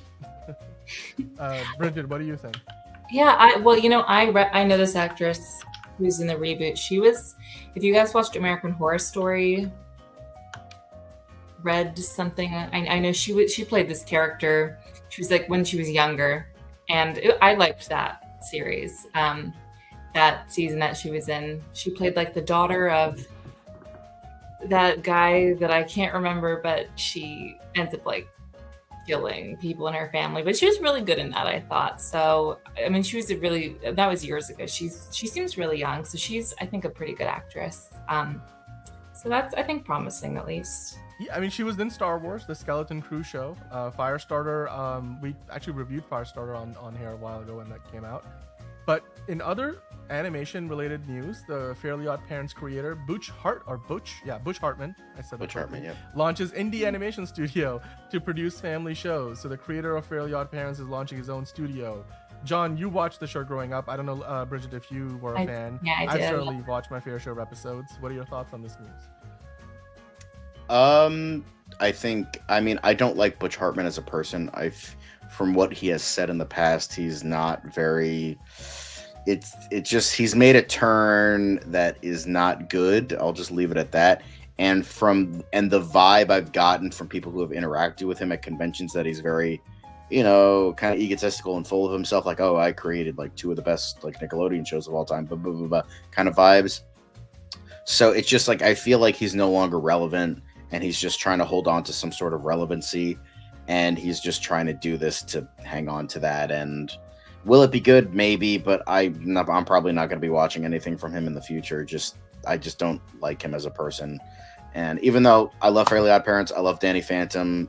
I even like Tough Puppy, but even when he was on Fairly Odd Parents, the later seasons were just not good. And yeah, I don't think he's the man he was, and in more ways than one. And I think he just needs to retire with his stuff. Yep, it looks like the new animation studio is going to be doing a lot of faith-based and mainstream programming for kids and families. So there you go. All right, moving on to the next thing. I want to talk about Andor for a second. I know neither of you guys are watching the show. I watched it. I binged it all the way. Now I have finished watching it, and quite frankly, as soon as the show ended, it told me, you want to watch Rogue One? Or it asked me, and I was like, yeah, I do, because it literally connects right into the events of Rogue One. They did a perfect job of leading up to what we saw in Rogue One. Then obviously Rogue One connects directly into episode 4. So it just feels like one smooth narrative. And quite frankly, when you look at the IMDb ratings, they are on point. Like episodes 8 and 9 are some of the best Star Wars you're going to see anywhere ever. And then how the show ends, it's perfect. I've never seen Star Wars be this good, because it feels like you're watching a show that's the caliber of what you see on HBO, on Apple TV Plus, except it's on Disney Plus, and it's Star Wars. It's also now, making records with how well it's doing with like ratings and critic scores. On Rotten Tomatoes, it's got a damn near perfect 98%. On IMDb, it's the only show that has ever gotten 5 episodes that are all over 9.5 out of 10. So I couldn't be more excited that this show is out for people to see and enjoy. I hope Tony Gilroy sticks around to do more, even though he said he's got like a bunch of other projects ongoing. So that's why I just wanted to bring this up, because it's that damn good. And yeah, any of you guys care to add to that? Or good for people who watch the show. Yeah, I've seen lots of billboards in LA, and it does pique my interest. I just haven't dedicated a time yet, but I will. I'll catch up on it when it's no longer cool, I'm sure. Yeah. We got Frankie in the chat Frankie G saying Tony needs a trilogy. Well, Frankie G, I agree with you. Tony Gilroy should. I mean, here's the thing. Andor season 1, Andor season 2, Rogue One. Trilogy right there. That's a good point. That's a very good point. All right, move on to the next thing. Speaking of trilogies, I wonder if Minecraft will get one, given how it's almost made $1 billion. But while it's still in theaters, it's now available on digital. It's also set a date for DVD and 4K release. You can get yourself a pre-order of the Steelbook. It's getting closer to $1 billion. The last I checked, it was like 911 million. Yeah. But it is now available for like $20 to $25 if you want to just watch it at home. So you can destroy your home instead of the theater. Yeah, assholes. chicken jockey at home to the as much as your heart desires, as it were. The physical release comes on June 24th, the same day that Ironheart will premiere on Disney Plus. And the other part of this that I wanted to discuss quickly, and I want to get your reaction to this, Bridget, because I'm sure you have heard of the Chicken Jockey and everything else that's been going on with the Minecraft movie and how people have chosen to enjoy it at the box office. Yeah. One of the things about this movie getting closer to $1 billion that is quite striking is how the box office drops have been each and every weekend. Like, it debuted to 162 million, which was the biggest opening of the year, still is, and then it only dropped like 52% the next week. Then from week 2 to week 3 it dropped 48%, then the following 43, just about 44%, then 40%, meaning each week it's dropping by less than the previous week. Now granted, the overall number keeps coming down, but when you count it all up together, I guess there's a reason why this movie's almost been $1 billion, and now it's already available to watch at home, but still making money. Like, it's still in the top 10. The last like 4, 5, 6 weeks, however long it's been since it's come out. Are you surprised that this movie has done as well as it has, Bridget? No, I think a big thing is kind of like the whole memification of Chicken Jockey and all that. 'Cause I was not gonna watch it. I wasn't that interested in it. But then my brother was telling me, "Oh, have you heard about Chicken Jockey?" Like, figuring out what he's talking about, and then just seeing. I mean, that's in itself is going to draw a lot of people that maybe wouldn't have, spent the money to actually see it in theaters. Now want to be part of this experience. Now want to see either like, is anyone going to do anything, or, I think it kind of made it more of like an interactive experience for people. So I'm not surprised that probably did boost, some of the revenue. It's definitely a movie that it's still making more money than half the new releases that we've seen in the last few weeks. Like, what's the Josh Hartnett one, Fight or Flight? That movie hasn't been making nearly as much money as this one, so it's got staying power. But hey, in case you missed it, Marvel's head of television, Brad Winderbaum, said that they would want to make Agatha All Along season 2, and they're looking for opportunities to make Hawkeye season 2 or either of those shows on either of yours calendars. Would you be interested in a sequel to either of them? Nope. Sorry, no. Definitely not. Cool. Moving on. Cool. That was a very simple, short, to the point response. And it's quick hits, right? All right, moving on to the next thing. I just thought this was hilarious, so I figured we'd mention it quick. Apparently, David Harbour has been walking around and promoting the new Avengers on the Disney California Adventure Park, and he ran into the latest addition to the cast members that walk around this park. We've got a Red Guardian reunion. This was hilarious. I love this. Honestly, probably the best part of that movie. I love it. It's funny. There's a commercial out there where he's now like on a call with George Kittle promoting the movie. Like, of course, I think George Kittle just got paid to become like the highest paid tight end ever in the NFL. And he's doing it and he's wearing the whole suit. I love it. I love Red Guardian. He's precious. He better not die in Avengers Doomsday. I will riot if that happens. But John, we talked about this yesterday after the show, actually. Somebody made the comparison that Mr. Fantastic and Superman are pulling off the same pose, and they're feeling super fantastic about it. What do you think? I'm feeling fantastic. I'm feeling super. Okay. And so, friendly competition is good, but sometimes you got to just come together and just be like, hey, two dudes just want to make the world a better place by fighting evil. Although, to be fair, Reed Richards is a gigantic pile of shit, but like, ignoring that part, he's still a hero by like that much. But like, it's cool pose. I'll just say that, cool pose. I love it. I love the comparisons. We'll see how each movie does. Elite Easy was saying Agatha was queer as hell. I loved it. I'll take some more and give me a Heartstopper crossover with Kit Connors. I love it. I mean, that both of those shows were better than most people give them credit for. And I agree with you 1000%, Elite Easy. But moving back on to the other Marvel quick hits that we've got to talk about. Apparently there's a rumor going around that Marvel Studios is currently filming X-Men versus Avengers fight for Doomsday. We have seen photos about this potentially, like, a bunch of destroyed grounds which look like maybe the front of the X-Men house, like where Professor X and the X-Men reside. And we have seen like script headlines with like scene headings which say like interior Iron Fist house and stuff like that. And then Alan Cumming said the other day that his Nightcrawler at one point is meant to be fighting Mr. Fantastic. So I guess it all lines up. Bridget, would you be excited to see the X-Men square off against the Avengers in this movie? I mean, yeah. I mean, it sounds kind of epic. I'd probably be interested to watch that. I feel like I'd be getting 2 in 1 there. So, yeah.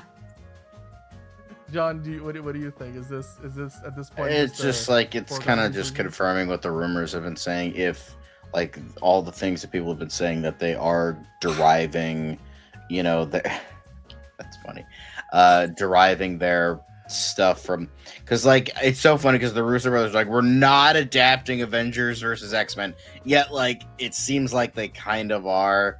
They are doing the stuff prior to the 2015 Secret Wars, the arc before then, where they're like, where like Earth 616 is fighting Earth Ultimate, Earth 1610, and that's, but and I feel like it's going to be like that here, where it's Earth 199999, and then whatever the degradation, the naming of the X-Men universe is. I forget what exactly it was, but it's going to be like them versus them instead of like 616 versus 1610 like in the comics, and then it'll lead into Secret Wars, you know, where he gets like mainly the 2015 one, where Doctor Doom gets the powers of Beyonder, makes his own battle world and all that stuff.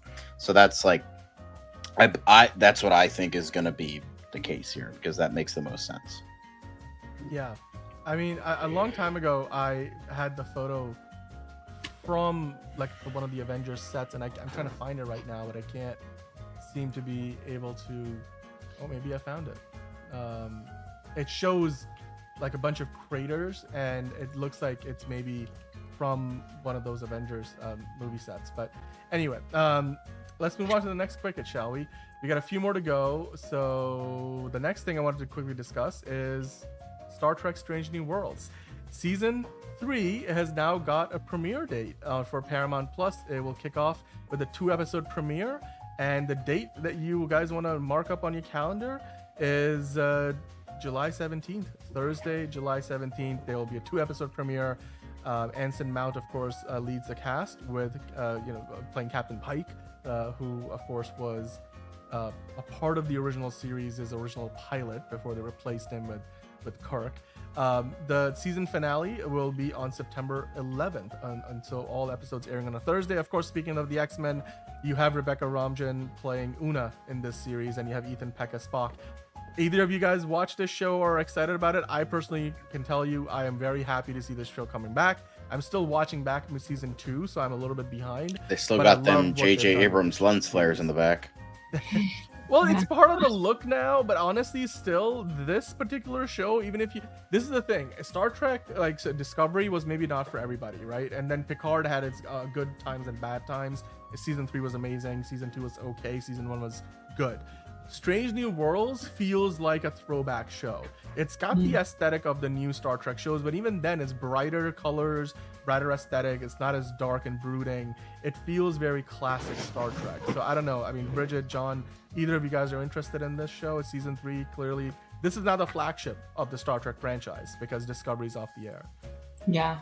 No, I mean, I see what you mean. Even by looking at it, it does even look way more classic Star Trek. But I also love Rebecca Romijn, so anything she's in, I'll watch. Yeah, she's a good part of the show, and there's an interesting storyline that's been going on with her character that I'm still trying to catch up on in the second season. So I wonder where she ends up at the end of it.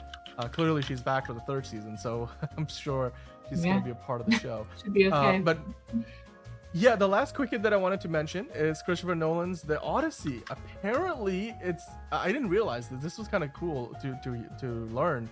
It's going to be the first major film in Hollywood to be shot entirely on IMAX cameras.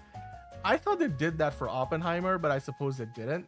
So, do you guys care to speculate how? Because here's the thing: those IMAX cameras you've seen, those are huge. And part of the reason why they can't film a whole movie, or they used to not be able to, is because when you're filming a dialogue scene, it doesn't make any sense to have this huge ass camera like sitting there, and it makes noise, so like you can't get good audio. You have to ADR everything. So, but apparently Christopher Nolan now has really committed to this idea. We know there's some new IMAX technology that they're using on this. Maybe it's a quieter camera, maybe it's a smaller camera.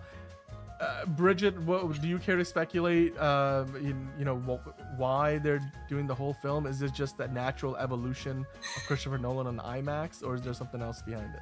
It could be that. It could also be, I assume that they really are focusing a lot like on the action, really want to highlight that, and feel like the IMAX cameras are the best way to maybe even keep the whole look cohesive. I can't really describe it. I guess for a director, they would really know like why the IMAX, they want to do the whole thing on that, even sacrificing maybe some of the audio, unless they've now found a way to, as you said, maybe bypass that. I mean, although the audio, like obviously it just creates a level of complication. You have to ADR a lot more of the movie in post, which I guess, they've got the money for it clearly at this point.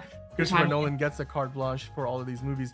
But I mean, John, do you care to speculate on what might be the reason why this movie is the very first one now, that even for somebody like Christopher Nolan, who if he could, he would, and he would have by now, but apparently this is the first time he's going to film the entire thing on IMAX. Not even Oppenheimer had that. It's pretty awesome. Well, it is pretty awesome, and that is where we're going to leave it. And for now, that's the end of the quick hits. So guys, let us know in the comments down below if you enjoyed it. Which of the stories were your favorite? Enjoyed the Marvel stories? Did you enjoy the little Christopher Nolan thing that we had him on the tier list on Tier List Tuesday? That was fun. What is something wrong with my camera, by the way? I can't tell. Oh, there we go. It's back. As the focus is being weird. Well, guys, that's the end of the news quick hits part of the show. But don't go anywhere, because now begins the best part of the show, the main event, as it is each and every time. Let's change up the graphics, because welcome on in to another episode of DCU Daily. As always, we are happy that you're here, and we're going to talk DC for I don't know how long. It's going to be a while, so stick around. We've got a bunch to get into.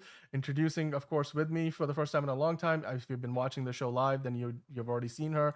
But back, she was, I think, Bridget, you were on DCU Daily last summer. It's been a long time, but welcome back in. So usually what I've been doing now with the current format of the show is I start out by asking which of the DC stories that we're going to talk about is the one you're looking most forward to. So I guess I'll ask you the question, which DC story that we're going to discuss today is your favorite and you want to talk about the most? Oh, I'm going to have to refresh my memory. We've been talking about so much tonight. Let me look. Sorry. It's all good. In the meantime, John, which of the stories are you most excited about? All of them. Because I want to talk. I know we were talking about Superman before, but I'm excited to talk about the even more. So I'm excited to talk about like all the little doodads and like things that we missed in the trailer yesterday. Mainly about that. I'm just high on this trailer, and I just want to keep talking about it. So that's what I want to do. Although I am intrigued with the 4 pillars of DC. I have some thoughts about that too. We will talk about that for sure. Well, Bridget, do you have? I was just gonna say, now that I've looked through the tidbits, yes, it was the 4 pillars that I was also like, oh, I was interested in. It's gonna be fun. They decided. Mm-hmm. It's gonna be fun to talk about that because it now changes the game in terms of like what's gonna be the narrative focus of the DCU, and maybe that's why James Gunn has this Wonder Woman update that we talked about in the quick hits. So let's start the DC news from just some more promotion for Superman. They did this like whole video promoting Superman, but it was kind of like a tie into the NBA playoffs. Of course, you've got the Larry O'Brien trophy right there, and somehow Lex Luthor manages to steal it. So he's like, "Look up, everybody!" And there he goes with the trophy. So it's a little cheesy, but it's that same set where they've been doing all the promotional work. So I have a feeling they did a lot of this.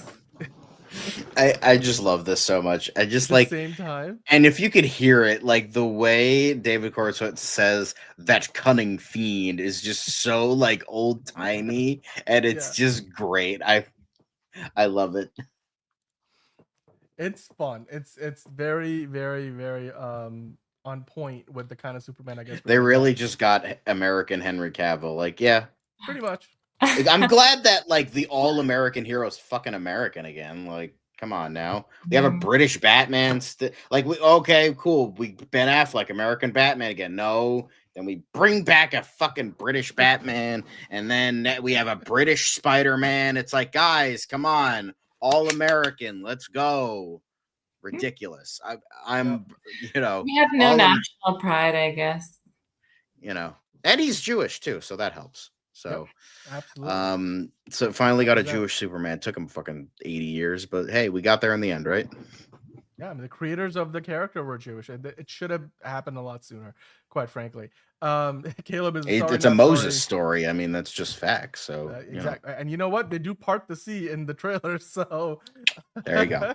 There you go. All right. So moving on to the next thing, we have Brendan David's review of the trailer. The reason I wanted to bring this up is because I think the way he kind of talked about the trailer was different than everything we have talked about so far, and I really connected with his review, and I was like, okay, it makes sense. Like, yes, absolutely, this is a different kind of Superman, because a lot of critiques around this version of Clark Kent have been like, why is he like angry? Why is he like emotionally volatile? Why is he not like, I don't know, Christopher Reeve Superman was like, who was always like really nice and well, like, but here's the thing, Superman has emotions, and we're seeing that in this movie. We see him get very defensive in the first 30 seconds of the trailer that came out yesterday. And what Brandon was essentially saying is, Superman he's brimming with hope in a world that is trying to hold him down. And on top of that, he has a little bit of a cool guy edge, which makes him entertaining and juxtaposes him with the quirkier Clark Kent, which we see when he's like having fun, like he's on the phone and then just like being just giddy, bouncing up and down while Jimmy Olsen's slapping him on the knee with the newspaper. Like, I love that shot in the trailer. What do you guys think about the take that Brandon David had here? I mean, John, what do you think about what he's saying here? Just the idea that this Superman, has a cool guy edge to him, and it really juxtaposes it against the Clark Kent personality that we get to see. Yeah, I love the dorky Clark Kent. But the thing is, what's so great about an interpretation of these characters is the fact that you can as long as it aligns with the actual character, you can kind of just go in so many different directions, because it's like there's so many different ways you can do the character, because there's been so many different changes and ideas from 1938 to now. So I just think that's really cool.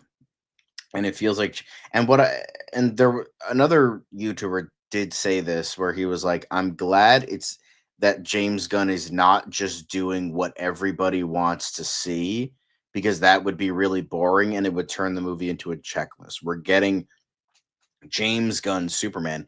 And I like the fact how I don't like everything in regards to this movie. Like, I'm excited for it and I want to see it. I'm excited for a lot of the things in this movie, but I still don't totally love the suit. I think there is a bit of clutter in regards to the characters. I don't like how Lex Luthor is the villain again, but this is clearly James Gunn's vision, and he's going to hold it to that rather than just doing what everybody else wants him to do.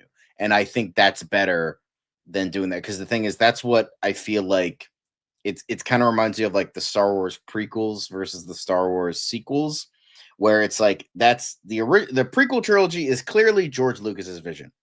It's a terrible vision, but hey, it's his vision. Then the sequels tried to be like the checklist of like, okay, we're going to do all the things that people like, and then it just turned into this bland, generic like trilogy with no vision, and then tried to like backpedal certain things when they tried to do something new, and then tried to like do it this way, and it just didn't work. So what I like, James Gunn's like, okay, I'm gonna write the Superman movie I want to write, and that's it. This is how I'm doing it, and if you don't like that, well, you don't have to watch it. And he's like, this is how I'm gonna do it, and just presenting it to the world. And if people like it, great. And if people don't, then that's great too, because then they could just go back to one of the other millions of shows, movies we've gotten of Superman. So I think that's great. Yeah, I mean, Bridget, do you have any opinion on that? The idea that this Superman, like, he feels more human. Like, he gets angry, he gets defensive, he when he gets hurt, like, you know, he shows it. He bleeds. Like he's happy. He's hopeful. He wants to save people and he wants to do the right thing. But he's also got his imperfections. What are your thoughts on that idea? I know, I totally agree with that. And I think someone even commented here that he reminds them of like the Tom Welling Superman from Smallville.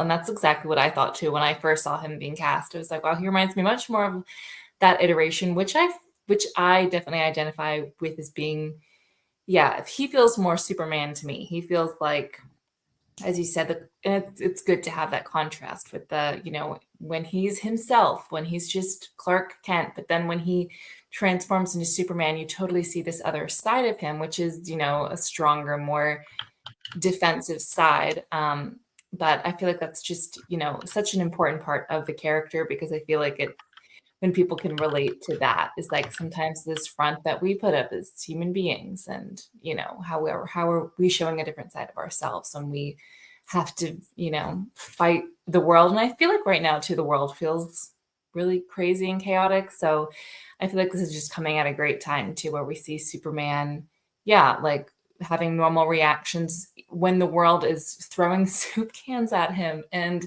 really giving him hell. He's still, you know, pushing through, and he still seems, I don't know, even to me, like, even though you say he's being like angry, he still seems like, I feel like maybe it's just his face, but he still seems sweet. He still seems like this like wholesome energy that I like, that I still think shines through even in his Superman. Yeah, you know. well, but I agree with you guys. I think just making it more relatable by showing that, you know, he's not always going to be this stoic, all powerful, all good person. It just makes it a lot easier to be able to connect with the character, both when he's playing Superman and also when he's playing Clark Kent, or Kal-El, you know, depending on what you want to call him. Enterprising saying people seem to forget that Christopher Reeve's Superman was very emotional in key moments, from Lois dying to his pettiness with the bully for the diner. Yeah, the latter Superman movie is definitely built up on that. We do have, by the way, Steven in the chat asking, are you going to talk about a topic I saw today or tomorrow? Which topic are you talking about, though, Steven? You got to let us know. I don't think I caught that in the chat earlier. Man of Steel Magnolias asking you guys to Omega beam that like button. We have a couple of more people joining in the chat right now. We have, of course, Frankie G has been here for a few minutes, but we have KYO here saying, what's good? Oh, so curious. What's good with you? We are so glad that you were here, and it seems like you're glad to be here. My Dream in Orbit is watching us live today. You know, I think you were in the chat yesterday, but you're not always here. We have Carl O in the chat. Hello, Carl. Morkatna dropped by earlier. DC rises. KYO saying, yes, DC is rising. This is that time of the year. We're finally getting there, and we couldn't be more excited for it. And Figure Drawing saying, yes, Superman is very relatable because he's not an OP character. That's very true. One of the things that I really noticed in this trailer and what establishes is, unlike what we got in Man of Steel, where at the time when we were watching Man of Steel, the Superman is the only hero in that world. And then they kind of expanded on saying, oh yeah, Batman is doing his thing in Gotham City. Wonder Woman's been around for 100 years and blah, blah, blah. And, you know, Justice Society was a thing. But at the time we were watching Man of Steel, clearly that wasn't all integrated into the movie. That wasn't part of the plan. Here, you can really see that Superman may not even be the most powerful figure in this movie. On multiple levels, it seems like from a public opinion standpoint, Lex Luthor has much more sway over that, and he's much more cunning and able to drive the narrative. So Superman gets arrested at one point, probably in part because of Lex Luthor's actions. You see that he's got the masked figure we are assuming is Ultraman, who's very powerful and almost as powerful, if not more, maybe, than even Superman. The Engineer is not to be messed with or taken lightly. So you've got so many of these other meta-human figures who can take on and take down Superman. And so he's not only is he not the most powerful guy, he might not even be the most powerful person in his own movie. So you're definitely getting a much more relatable Superman, which is, I think, going to be key, because you want to show the difference between the moral compass of Superman and the moral compass of every other metahuman in the movie. But James Gunn has said that's what this movie is going to be about ultimately, is showing how Superman, you know, feels like this old, like, you know, time, like, person who believes in kindness in a world that thinks it's old fashioned, right? That whole concept, I think, is what uniquely defines who is Clark Kent and Superman versus every other metahuman that he will come across and we will see in this movie. And that concept really got portrayed and extrapolated, I think, in a way that we haven't seen up until the trailer that dropped yesterday. So I'm really excited about that. Prigadroing, adding to what he was saying earlier, saying OP Superman may be the most difficult to portray in live action, being more relatable seems wise. Absolutely. Yeah, exactly. Absolutely. I think there's a lot of wisdom in what you're saying there, Figure Drawing. Although it is kind of funny a bit because, like, you had the people for the longest time being like, "Oh, Superman's all powerful. Superman's like, oh, he's boring because he has all the powers. He's this, that, and the other thing." And then finally, when you have when you have him in this trailer being like relatable and like maybe not being the most powerful, they're like, "Oh wow, he's such a pussy. Like, whoa, is Superman greatest superhero of all time is weak?" It's like, what do you people want? What do you want? I don't get it. You guys are weird. It's like, this is the internet makes everybody like schizophrenic as hell, because it's like you want one thing one day and then the other thing the next. It's like, guys, what do you want? Jesus, go out and make your own Superman movie if you want this specific thing. I hate using that defense because it's like, obviously not like, oh, make your own movie. It's such a stupid defense, but like, it's just like, this point, it's like, it's not just the simple matter of, oh, you're not going to please everybody. Yes, that is always going to be true with everything, but it just seems like every single day I see like things like about this movie that weren't true like 10 years ago. And it's like, it's just like all the things that are changing. It's crazy. Yeah. And I also feel like everyone who disagreed then, they're going to shout their opinions, where people who agreed probably didn't say anything. And now that the script is flipped, everyone who's now disagreeing is coming out. So as you said, there's so many opinions, you can't please anyone. So yeah, James Gunn may as well just do something. Yeah, no, I agree with you guys completely. There's always going to be some people who just don't like what they're seeing. You can't satisfy everybody. As long as you can get the majority of the folks on board, though, yeah, that's all that matters. Steven, you were still asking about which topic you were referring to. I genuinely missed it earlier in the chat. So if you do want to drop it in, you know, we will get to it probably tomorrow if it's not DC related, because right now we're just going to spend a lot of time with DC, but we'll happily bring it into the show tomorrow, and Liz will be here to talk about it as well. Elite Easy saying Superman gets knocked down, but he gets up again. Unless he's The Rock, his contract says he can't get beat. I did not think that's where that comment was going. It took a turn, but that's great. Hosea saying, Dan, I think because everyone has their own idea of what and who Superman is. True. I mean, look, that's completely fair, but like that's where you gotta watch a movie and accept that that's the filmmaker's vision. This is what James Gunn's Superman is going to be like. And it may not be the Superman that you want. And if that's the case, then that's okay. Like, I'm sure there'll be another director who takes on Superman in the future. If you like the previous iteration, you can still go back and watch that again, you know? Past as well. Yeah. KYO saying, we got a regal sweet, y'all. It's in your face in the trailer. KYO is hyped, and he's typing in a funky font too, saying, when is he hovering in the smoke like? Oh, you mean, oh, we're going to talk about that shot where we get into the Easter eggs. Steven saying first look image at King of the Hill and Gears of War. Okay, that's actually a pretty important piece of news. We will definitely talk about that tomorrow, Steven. So thank you for dropping that in the chat. Hosea's comment, though, to address that, it did feel like it's an amalgamation of the 78 Superman, Man of Steel, BVS, because some of the same themes of like, who is Superman, who in this world? He's trying to figure out his place in the world. That's what Man of Steel, that's what BVS were all about. The Lex Luthor, the way he goes about shaping the public opinion against Superman, very much is something we saw in Batman v Superman. So some of the same themes have been brought along, but what we are seeing here is James Gunn's own riff on it all, and that's what I love. KYO saying new suite. Are you talking about like a new soundtrack, like for the whole for the movie? Is that out? KYO, please do specify what you mean, because I'm trying to follow along with what you're saying in the chat, and I can't really see what you mean by any of what you're saying. But while you do that, I do want to switch focus to Nathan Fillion for a moment, because of course he's a big part of this franchise now.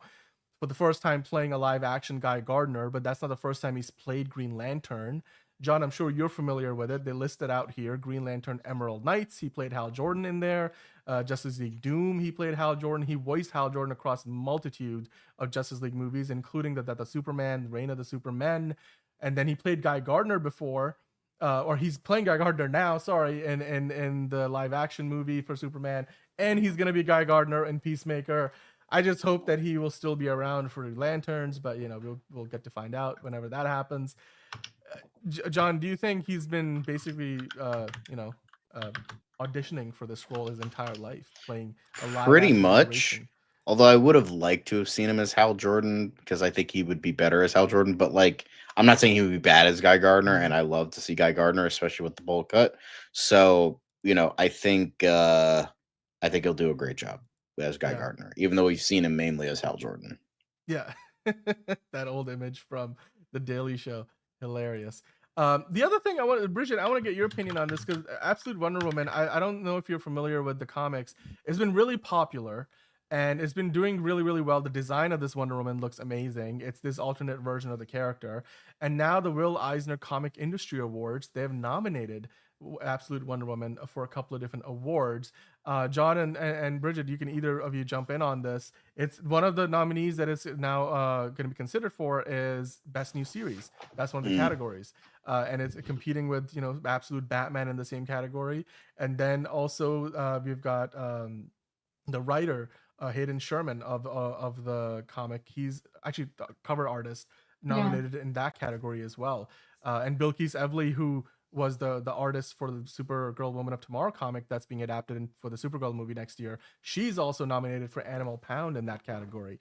Are you guys surprised to see this, considering how popular Absolute Wonder Woman is? And John, does this make you more likely to want to, go pick up a copy or two of Absolute Wonder Woman? I don't know. Still probably not. It's just like I'm not interested in comics right now. Like I'm barely interested in like movies right now unless I go to the theater. Like I don't even like unless my like family is watching it. I don't even remember the last time I watched a movie like a movie from beginning to end at home, because it's just like I've been kind of like thing is, like a couple years ago, I did this thing where it was like I try to watch a movie every single day, and I just got so burnt out by it, like 5 months in, that I'm just like I kind of got sick of watching movies at home. So I don't do that. And after I read, when I was up to date on when Rebirth came out, which was around 2016, I liked it. I read it for a while, but then just like things started to fall off. They either got canceled or they just became bad, and it's just like, oh, okay, then like I kind of dropped off. I don't know. I can't imagine myself, like, I'm not gonna lie, I'm just gonna be honest, being like I can't really find myself being interested in comics anymore, even if they get tons of nominations and maybe an award if they win. I know this is like the greatest thing since sliced bread, absolute Chungus Batman being like the best thing ever, and Superman and tattooed Wonder Woman and all this other stuff. So it's like, all right, cool. I see you, but like I don't know if I'll ever just sit down and read them. I can't imagine myself doing that anytime soon. Maybe like years from now, maybe when they're all done, I'll like binge them. Maybe if it's a finite run, if it's like more of like a mini series, maybe I'll sit down and watch it because I know that there's a beginning, middle, and end. But I just for now I'm just like, if it's ongoing, then I'm just like, I'll wait until it's done. Maybe, but that's a big maybe. Yeah, I mean, it's interesting to see that it's nominated and it further validates the success of the comic book series. But as far as the DCU itself is concerned, we hope that we will get a more positive update regarding Wonder Woman when James can share it with us. I bring that up because I want to go pivot back to the DCU proper. And well, Brett Basinger, who's currently in the new Final Destination movie, I believe. She, of course, played Stargirl in the previous Arrowverse, where she was only tangentially part of the Arrowverse, but that show had the Justice Society and everything. She wants to play a villain in the new DCU, and when she was asked like which villain specifically, She said, "I'm just gonna keep my options open. It's like not necessarily like just one specific one." She loves superheroes. Obviously, she was in the in the DC universe at large in the past. But Bridget, are you familiar with her work? And would you like to see her join the DCU? She's in the new Final Destination movie that comes out this week, but clearly interested in coming back over to the world of DC. No, I am not, unfortunately, not familiar with this actress, or I've not seen her as Stargirl in the Arrowverse. So unfortunately, I can't really give much input, but yeah, I mean, I'm sure after I see the next Final Destination, I might have a better idea. But I think that's, I think it makes sense too that she wants to kind of maybe try something different, especially if she's maybe got more stuff showing her as the good girl. Maybe she wants to not be typecast and try showing her villainous side. I totally get, yeah. Yeah, I mean, to me, she was a good Stargirl, but a villain, I'm not so sure about. I mean, John, what are your thoughts on this? Would you like to see her back in the DCU or be a part of the DCU? I would love to. I mean, I would love to see her back as Stargirl. I think she just did that role so well, and that was again one of those DC shows that just didn't have a bad season, much like Superman and Lois was, because Stargirl it just hit. I mean, season 1 on DC Universe was the best season, but like pretty much all the DC Universe shows never really had a bad season. I don't think.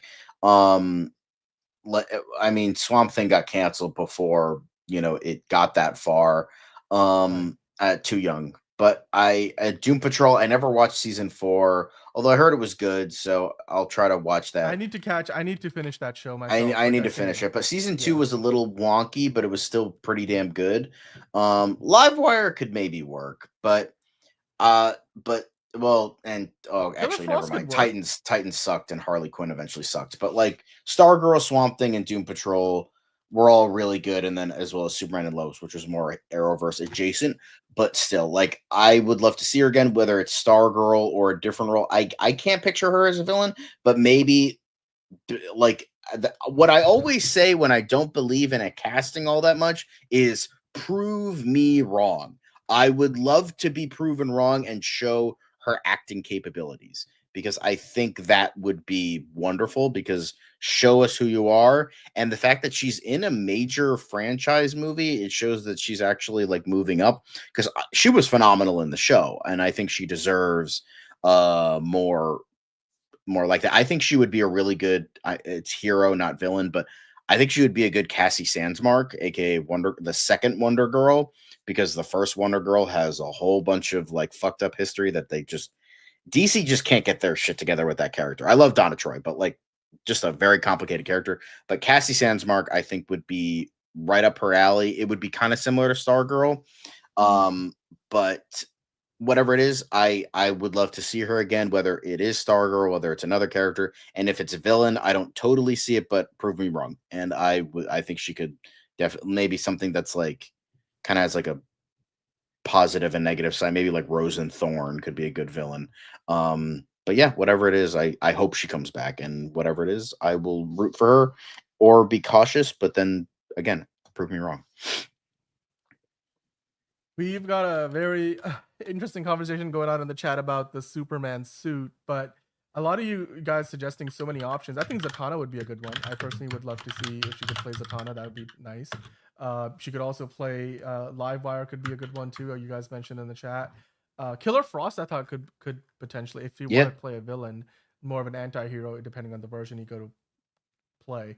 KYO suggesting that they had a suit with a backwards S in that behind the scenes featurette that they put out. And they were saying that if you look at the teaser trailer when Superman is in the stage building, you mean when you say stage building, are you mean the stag? I think you mean the stag building. The S is backwards. I don't know if it was though. I feel like we would have noticed by now. Like when he's really sad and he's looking down, like and you have the stag logo behind him. I'm pretty sure the S was not backwards, but we will look for that shot. We do have a shot apparently in the new trailer where we get to see a new version of the suit without the collar, which we'll see. Let's get to that part of the show. But before we do, John, James Gunn had another interesting suggestion for HBO Max. He was like, the next year I'm thinking changing HBO Max to the name to this. The streaming service previously known as HBO Max. Yeah, I like that. This is an amazing symbol that, yeah, sure, why not? Great. Stream on Max replied saying, "Dearly beloved, we are gathered here today to get through this thing called rebrand." Meanwhile, a bunch of folks got the Fossil Lucky watches. son of a. Oh that god, I John want that is fossil just- watch so badly. And then I I know saw you- the price was 250 buckaroos, and I'm like, yeah, that ain't happening. God, I want it so badly. Damn. You know what, John? Though maybe you can convince me to get that as a gift for all the hard work that you do on the show. Down the Sure. road. Maybe when the movie comes out, like we'll go like to. a It's big probably launch not party. going to be there by then because all of them, they said limited edition, so it's They probably are going to be limited. sold out Okay, by well, then. I'm gonna have to go looking for them a lot sooner then. Well, we'll keep our eye out for it. We'll follow this story and bring it back to you. Maybe John will surprise you with the fossil watch in the not too distant future. But right now, Bridget and John, we have to talk about the future of DC because David Zaslav was talking about it, so it must be important. So I know a bunch of you guys mentioned it right off the top of the show, and so we definitely have to dive into that. Let me see if I still have a comment from one of you guys. Yes, Manos Time was asking, what are your thoughts on the whole main pillars of DC idea? I'm not mad, to be honest, but confused in the fourth character, and I think I know what you mean by the fourth character, so we'll talk about that in a second. But let's just kind of set the stage. So at the upfronts this week in New York City, David Zaslav, the CEO of Warner Brothers Discovery, he was on stage and he was talking about how, you know, DC is going to be one of the cornerstones of the Warner Brothers core brands that they're going to be building all of their IP around moving forward. And obviously we have seen that with the DC studios being put at the forefront of what Warner Brothers is doing, and James Gunn and Peter Safran were there. So David Zaslav said there's going to be 4 pillars of DC, and that would be 3 characters that we kind of expected, but then a 4th character that, you know, some people were a little bit surprised to hear, and for a couple of different reasons. Or, you know, maybe you were surprised to hear about one.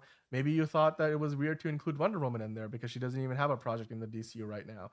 But to talk about that, let's kind of dive into some of the photos first. I wanted to look at James Gunn kind of posting the photos from the upfront presentation. I love the look of the DC logo. At one point, Shaq popped up to talk about it, and basically being like another co-CEO essentially. They mentioned Peacemaker and, you know, how you can advertise alongside that show when it releases. But then, John, the David Zaslav comments. This is an interesting conversation to be had, and I want to get your comments in the chat as well, guys. If you're watching live, if you're not after the fact, drop it in the comments down below. David Zaslav simply said, Batman, Superman, Wonder Woman, and Supergirl will be the pillars and the asset builders of James Gunn's new DCU. And we have talked about it all show long. Superman has a movie coming out in a few weeks. Batman has a movie that is currently being written. Supergirl, the movie just wrapped production, so it's in post-production now, comes out next July. Wonder Woman is the only character we so far don't really have much to talk about. We had a prequel show called Paradise Lost, which seemingly is on the shelf for the time being. The last time we heard from Peter Safran and James Gunn at that press event earlier this year. So we don't know how far along that is. And James Gunn just responded to a fan comment earlier yesterday saying he has an update on Wonder Woman. It's a positive one, but it's an update that he can't share yet with us. So Bridget, what is your reaction? I'll start with you. Hearing that these are the 4 characters that David Zaslav sees as the core pillars of the DC franchise, the DCU that James Gunn is working on, and do you think all 4 of them belong? What are your thoughts on this idea that David Zaslav shared? Yeah. I mean, I'm sure as to everyone, it was kind of a surprise to see Supergirl because I, you know, definitely like Batman, Superman, Wonder Woman all come to mind usually. But, you know, growing up, I never really heard as much about Supergirl. So in my mind, I probably would have thought it might have been more like Flash or Green Lantern. But to be honest, like even seeing this artwork here, I feel like I'm not mad. I can see like I feel like Supergirl's kind of risen a little bit more in mainstream popularity as well. So I could see if they, with this new film as well, that being a possibility, but it did surprise me. Yeah. Yeah. I mean, John, the only character in this that you would not expect to hear about, given the comic book history, as being one of the pillars is Supergirl, because Right. historically Supergirl has been seen as like a derivative of Superman, right? Right. Whereas Superman, Batman, Wonder Woman, that's the holy trinity of DC. So you're not so surprised to see those three names, even though you're surprised to see Wonder Woman being talked about at that level, considering we don't have an active project for her. Whereas Supergirl does have a movie coming out soon. So what are your thoughts on this, John? Supergirl and Wonder Woman seem to be the ones that people are asking questions about, whereas Superman and Batman, they're like, duh. Like, of course they're part of the core. So what are your thoughts on the four pillars that Zaslav sees as the asset builders of the DCU? I understand where he's coming from, because that's an active project, so they want to like pump that up a bit. Yeah. But I feel like it's not the best choice. When I saw Supergirl, I'm like, okay, that's an interesting choice. But like, if we're thinking about like the pillars, don't think of them as characters, think of what they represent. And I think, I mean, there was the comment from the guy on Instagram that was like, Flash is better than Supergirl, which is true. I definitely, like, in terms of characters, I think that's better, but not in the way that he's saying. I think it works better as sort of what they represent. Now, I think I've mentioned this a couple times, where I'm like, when I built my own DCEU or whatever. Now, Superman should represent cosmic, because he's an alien. He came here, and you know, he's an alien. All that, boom, represents cosmic. Batman represents the earthly hero, the side that's without powers but still do good, like kind of like guys like the Question, and you know, guys like that are, you know, who are living in a world of superpowered beings but are still trying to be the peak of human condition so that they can fight like whatever is coming at them. There's that. Then you have Wonder Woman, who's like the more mythical, magical side, which represents characters like Dr. Fate, Zatanna, like the magical, like Swamp Thing can kind of fall into that. Constantine falls into that. Like characters that represent like the magic realm, the magic side of DC. And so I was like, okay, usually that's a good trifecta to have, but I'm like, what would a fourth pillar be? Because I mean, you need four pillars to, like, you know, make like a house or something.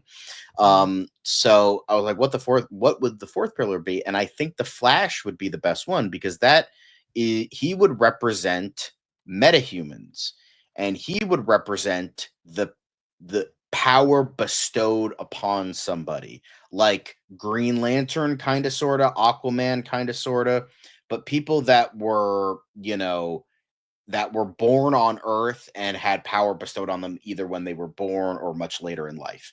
So Green Lantern kind of fits that, but he also kind of fits cosmic as well, because, you know, he's a space policeman. So with this pillar, I was like, okay, you have Supergirl.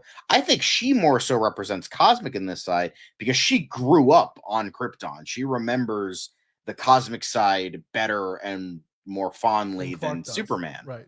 And then Batman still represents Earth. Wonder Woman still represents mythical. And then in this case, would Superman represent metahumans, because he was called a metahuman in that, like, adjacent, like, book that was, like, they called him a metahuman. It was like a plot summary or a book that we did a story on. And so yeah, he's listed as a metahuman, even though he's technically an alien, but I don't know, like, it like doesn't work. So like, to me, it's like, okay, so you have two cosmic beings and then magical, then earth-based, and I'm like, okay, that, I guess that works. And it feels a bit weird to me, because they are characters that are from the same family, that are from the same, you know, like they're the same. It's, yeah, Superman and Supergirl, they're part of the same family. It's just like, for me, I wouldn't say it doesn't work. I think it works, and I think it's also like, they wanted to throw another woman in there, because you have two dudes, two women, equal, nice to see. So that is like the best thing I could think of, but I don't know. It's just a little bit weird to me, because I never really felt Supergirl as like a pillar of anything. Not saying she's a bad character, not saying anything like that. In fact, I love the idea of her getting more publicity because she is a good character. Well, at least the more recent versions of the character, she's a great character, and I like to see her get that. But it's just like it just feels weird to me. I'm not like mad or sad or angry about it. It's just weird, and I don't really know how to explain that well. And I think there are better pillars that would have worked in conjunction to like how to hold up a world that they want to set up here, you know? Yeah, you know what I will say to that is like you started off by saying this is like a business related thing. They were at the upfronts, right? So they're talking to a very business minded audience. They're trying to sell ad space and how to promote partnerships with their IP and make money doing that. So saying that they're going to be the 4 pillars, it makes sense because Supergirl has a movie coming out next year. Superman has a movie coming out this year. Batman will probably have a movie in a couple of years' time. And Wonder Woman, it seems like they might be, working on it in the background. We just don't hear about it as much. But James Gunn clearly has something going on, as he mentioned in that, response to a fan. So with that in mind, certainly, while you'd want to do the Flash, like, there's been some issues with that recently with the Ezra Miller thing. The character has been tainted a little bit. So you don't necessarily want to go back there. You want to let that kind of breathe and dissolve away over time before you get get back to it. And even though it would be great to get Flash across the eras and stuff, I think James Gunn wants to do it all, but he doesn't want to do it right now. And with Wonder Woman, there was the whole stuff with Gal Gadot and everything. Although I have a feeling that they probably won't bring her back. But they did not have any plans out the gate for Wonder Woman. They didn't even have any plans really for Supergirl. Like James Gunn has said, the reason why Supergirl is getting a movie is because the script that Ana Nogueira brought them was amazing, and they really loved it. So they were like, okay, well, we're gonna greenlight this movie and let's make it happen. Supergirl wasn't gonna be the second movie on the movie slate for the new DCU. It was probably not even gonna be there for a long time to come, but it became that because they had an amazing story that they wanted to tell, and here we are. That's going to be the movie of the summer next year. And we can see Clayface is another example where they got a great script from Mike Flanagan. They were like, great, we'll work on it. And Sergeant Rock, if that ever picks up, next year the way that they promised, that's another movie where Luca Guadagnino said, I want to do a DC movie. My writer that I worked with on Queer is going to want to write the script. Let's do it. So great, they're putting it together. Of the projects that originally announced, I mean, Supergirl was announced as part of the slate, but at some point, they probably were thinking doing Superman, The Authority, but then things have changed. The Authority is the one that's on the shelf right now because a lot of the ideas got integrated in the Superman movie. So I think from a business standpoint, it makes sense that Superman, Supergirl, the House of L, like putting them out front, like Jose was saying, it just is where the DCU is right now. And Batman is always going to be around. You can't do a DCU without Batman. That was pretty much an immutable fact. And then Wonder Woman is this kind of the same, right? What I do appreciate is the gender parity that it achieves. So to kind of wrap this up, though, I do want to read out the exact plan that David Zaslav laid out because he did reference the 10-year strategy that DC has had. So what he said exactly was it's important for us to be able to sell out our content to third parties, but as we look at our titles, there are many that are really just for Warner Brothers. When you look at the major characters that James Gunn and Peter Safran are developing with their 10-year plan about DC or around DC, that is to build asset value for us globally everywhere in the world. Wonder Woman, Batman, Superman, Supergirl. So we look at those as big asset builders and big differentiators. So I do understand what he means by that, especially the differentiators ideas. When you look at like what Marvel has on their side, I feel like they don't quite have equivalents of Wonder Woman, Batman, Superman, and Supergirl, at least not in a way that you can look at it and say, oh yeah, Marvel has the exact same thing. Kind of like Dr. Fate, Doctor Strange. We can, make it a very quick comparison. Marvel is in a position where they could have easily made Sentry like a very Superman-like character, Icarus and what was the Eternals, a very Superman-esque character, but they chose not to. They chose not to draw the direct comparison. So That's the power of Superman. And I mean, Kevin Feige also really respects and loves the character of Superman. But also Batman is not Tony Stark. They're two different characters, you know. So, and the same could be said for Supergirl. The same could be said for Wonder Woman. They didn't really have equivalents in the world of Marvel, which is the primary competitor. So I totally understand what he means by asset builders and differentiators. And yeah, I mean, over time, hopefully this means that we will get a focus on these characters. And the biggest surprise to us all was the Wonder Woman mention, because right now Wonder Woman's kind of in the background, but hopefully that means that there's something coming, whether it's a movie or a TV show, even if it's animated. James Gunn, give us something. we want more Wonder Woman. So Be Positive saying Supergirl should be called Superwoman. Superwoman is another character though, right? Yeah, she's a different character. It's a totally different character. And then he's also saying Batgirl should be Batwoman. That's also, those are two different characters in the comics. So I know easy to confuse them, but definitely two different ones. Steven asking, I've never seen you on live before, Bridget, with Dan and John. Well, Bridget was on the show, has been for quite some time. She just hasn't been on in a long time. So I think since you might have started watching the channel, Bridget was around, I think the last time you were on the show, was it like last summer, right? I think it was October. Yeah, so it's been a while. I know a lot of you guys found the channel like around the time we were covering the Superman teaser trailer that came out in December, so I'm sure you guys have not seen Bridget before, but you know, she's back, so welcome back. Superwoman. All right, so you guys are going to continue the conversation in the chat. Well, in the meantime, we're going to move on to talking about Superman proper, but let us know before we do that what you think about David Zaslav's comments. Do you believe that these are the right 4 pillars for them to move forward with? And if you do, then drop down in the comments below, let us know, because we will then bring those comments in and talk about them, answer your questions. So do ask your questions in the comments. We'll answer them on Friday as part of the Q&A session. But you know, we're not done yet. We have to talk about the big Superman trailer reaction. So all the Easter eggs and reactions from the Superman trailer that we didn't discuss yesterday, we want to discuss today, because there's so much more that we have found in all the stills, you know, and there's been a lot more promotional material being put out there. So the first thing I wanted to do was kind of like start off with talking about how James Gunn, you know, introduced the trailer online. And we didn't really discuss this before, but it's simple and it's on to the point. It's the lines that we hear from Pa Kent in the trailer. And that's what they've been using to advertise the trailer, saying your choices, your actions, that's what makes you who you are. James Gunn with the heart emoji.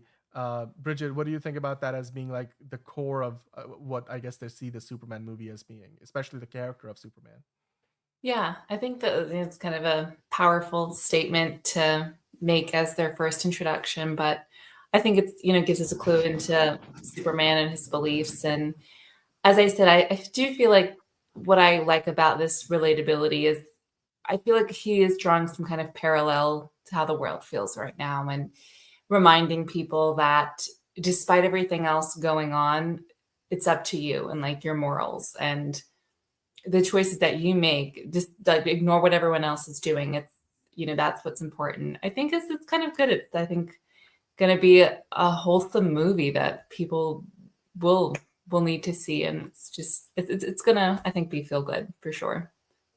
Yeah, I mean, John, what are your thoughts on the wording that they're using? I mean, they could have used anything really. Look up, they've used that obviously on the posters and everything, but using Pa Kent's lines there, you know, your choices, your actions define who you are as a person. It's similar in line to some of the dialogue that we got in Man of Steel. So thematically, it's very much and also you know, the idea of you are who you choose to be, coming from the greatest Superman movie that does not use the name Superman.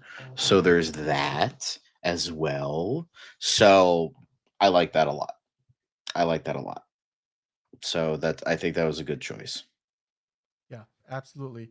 I agree with you there. I just lost my track here. Give me 1 second. I'm trying to find the next topic. Okay, so somebody went up and decided to do a side-by-side comparison post of the interview that we got from the Christopher Reeve original Superman movie, and then what we have seen in the new Superman trailer. So if you watch this clip, they put it side by side. I remember when Christopher Reeve. Oh, somebody doesn't know who Walter Cronkite is. Oops-a-daisy.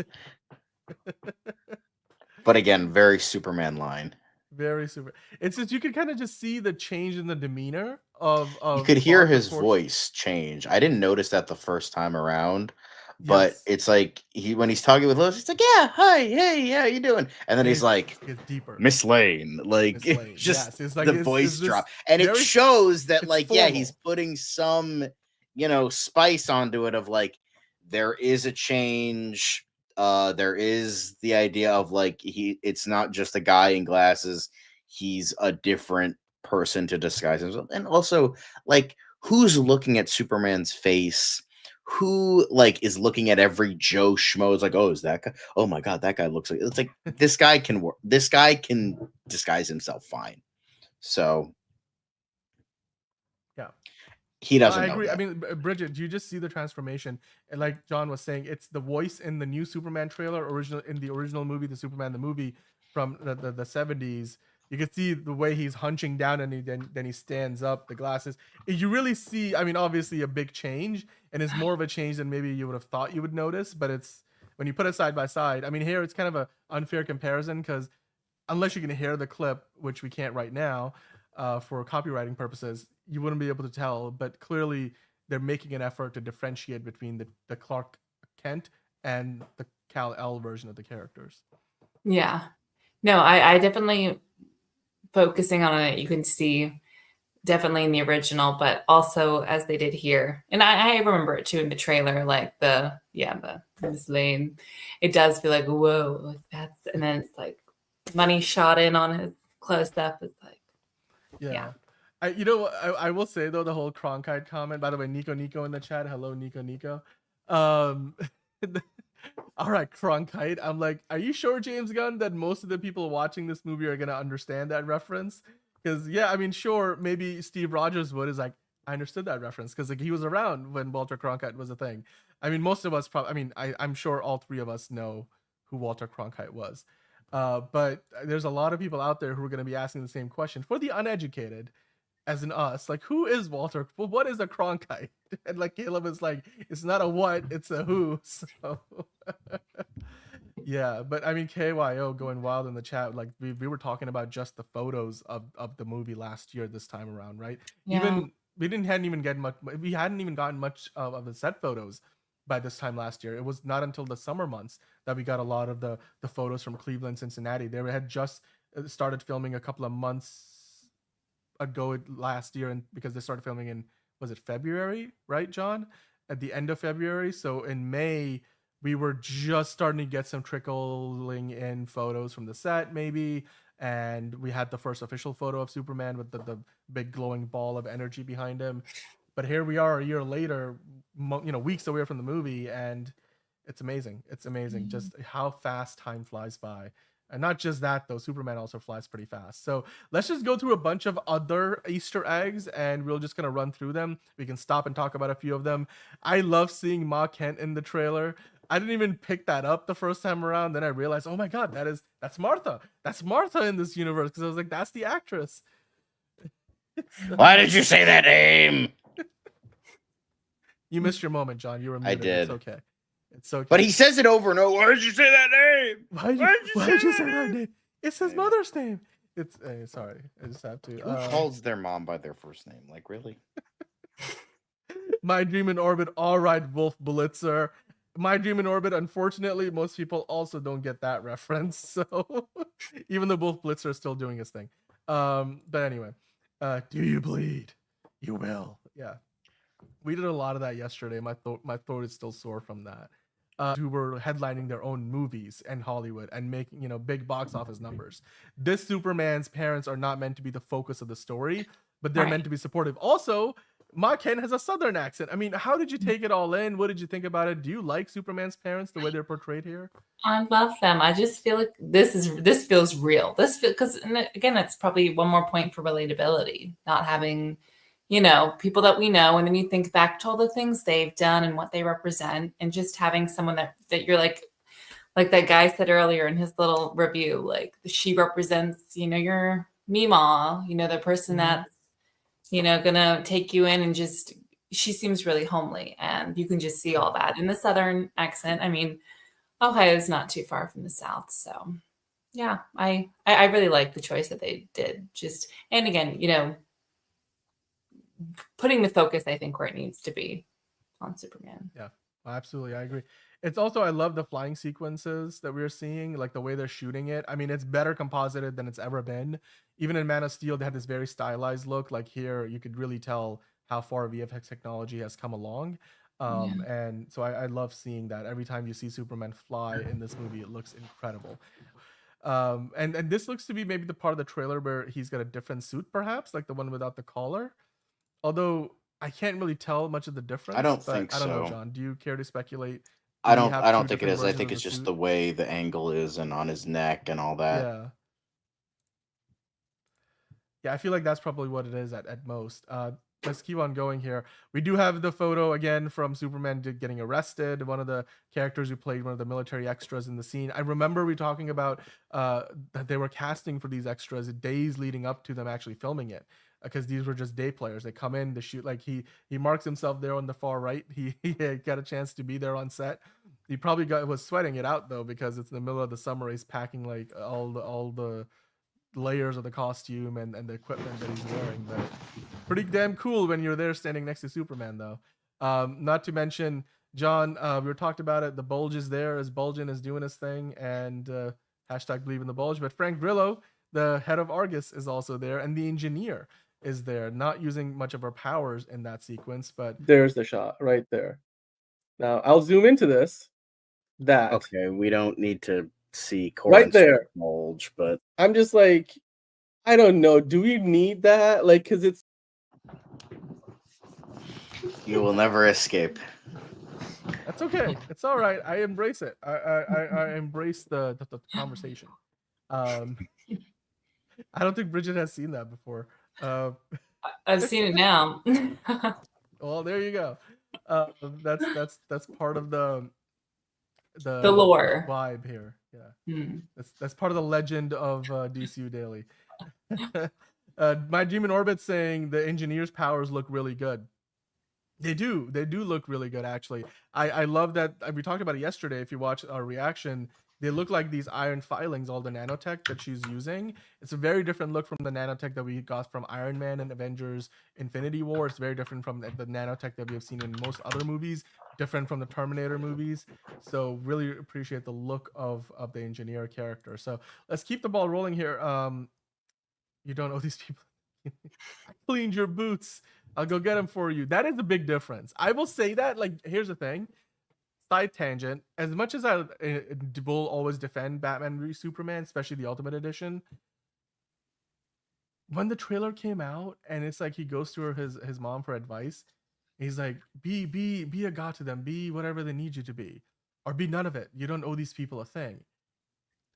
Not the thing I want to hear from Martha Kent. Superman. Like, that really bothered me the whole time. Like, for all the things that I do defend about that movie, that's one thing I've never quite liked. Like, it's just the three lines that bother me the most about that movie. Is that one? Yeah. Is Superman was never real, just a dream from a farmer from Kansas. It's like, fuck you, first off, like, and fuck you second, and then third is nobody stays good in this world. It's like, you're supposed to represent the fact that that's not the fucking case, you dumbass. I don't know who the fuck wrote that line, Terrio or Goyer, but fuck you, whoever did. Who wrote those three lines? If like you took those three lines out, I would have given it maybe an extra half point, because like that's bullshit. Like I enjoy BVS more than Man of Steel just because of how like absolutely Frankenstein's monster of a train wreck that movie is, but it's just like it still has a lot of dumb things that are worse than Man of Steel, but it's overall a more engaging movie to me. But it's just like those three lines, just God, they rub, because those three lines literally go against everything that Superman is as a character. Like it just doesn't work.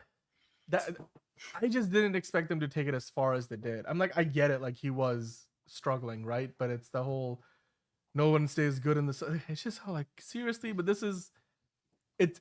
Even I was like not really on board with that stuff. And I've seen like how, like, you know, Ayn Rand really has influenced Zack Snyder over the years. So maybe that is part of that philosophy that Oh God, was fucking intertwined Ayn into Rand. that work. Which, Gross. um,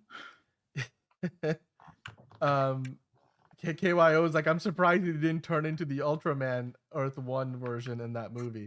Well, it came pretty close, but then he, eventually does die in in BVS that is. Oh, spoilers.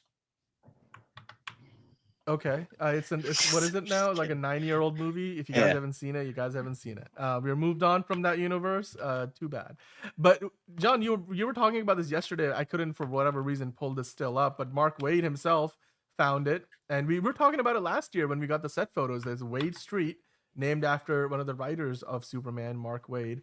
And to him, obviously, it's huge because this is like, it was his teenage dream to be writing, or just even from his childhood. He saw Christopher Reeve's Superman when he was a teenager, and he made it his life's mission to write Superman comics, and he did. He has done that, and now it's being acknowledged in the movie. And James Gunn just, doing his big one for Mark Waid with the sign. It's gonna be forever in the film. What a great point of recognition that is. I mean, James Gunn has made it a point to do that for all the writers and illustrators, people who work on these comics. And he celebrates them in a way that I don't think anybody who has, run or been in charge of the DC property has ever done that in the past. What are your thoughts on that, John? I mean, it's not surprising. We've known about this for a while, but when you see it in the trailer, it's like, I bet you Mark Waid probably shed a tear or two. So, yeah, I mean, I have heard Mark Waid is not really the best person. I've heard that he's very, doesn't treat fans very well and is overall kind of not great. But I mean, the idea, the man wrote probably the single greatest DC story ever. So I'm just willing to just let that kind of skirt by. But I think that was really cool. It's like, there is the idea of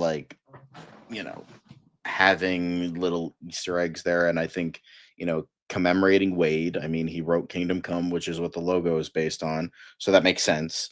But I think that I just think it's just awesome to see, and I'm glad he was happy about that and noticed that as well.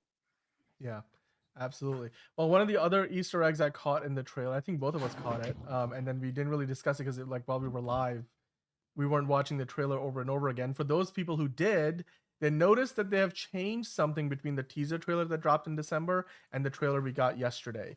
And that is the scene, the shot where he gets the soup can tossed at his head.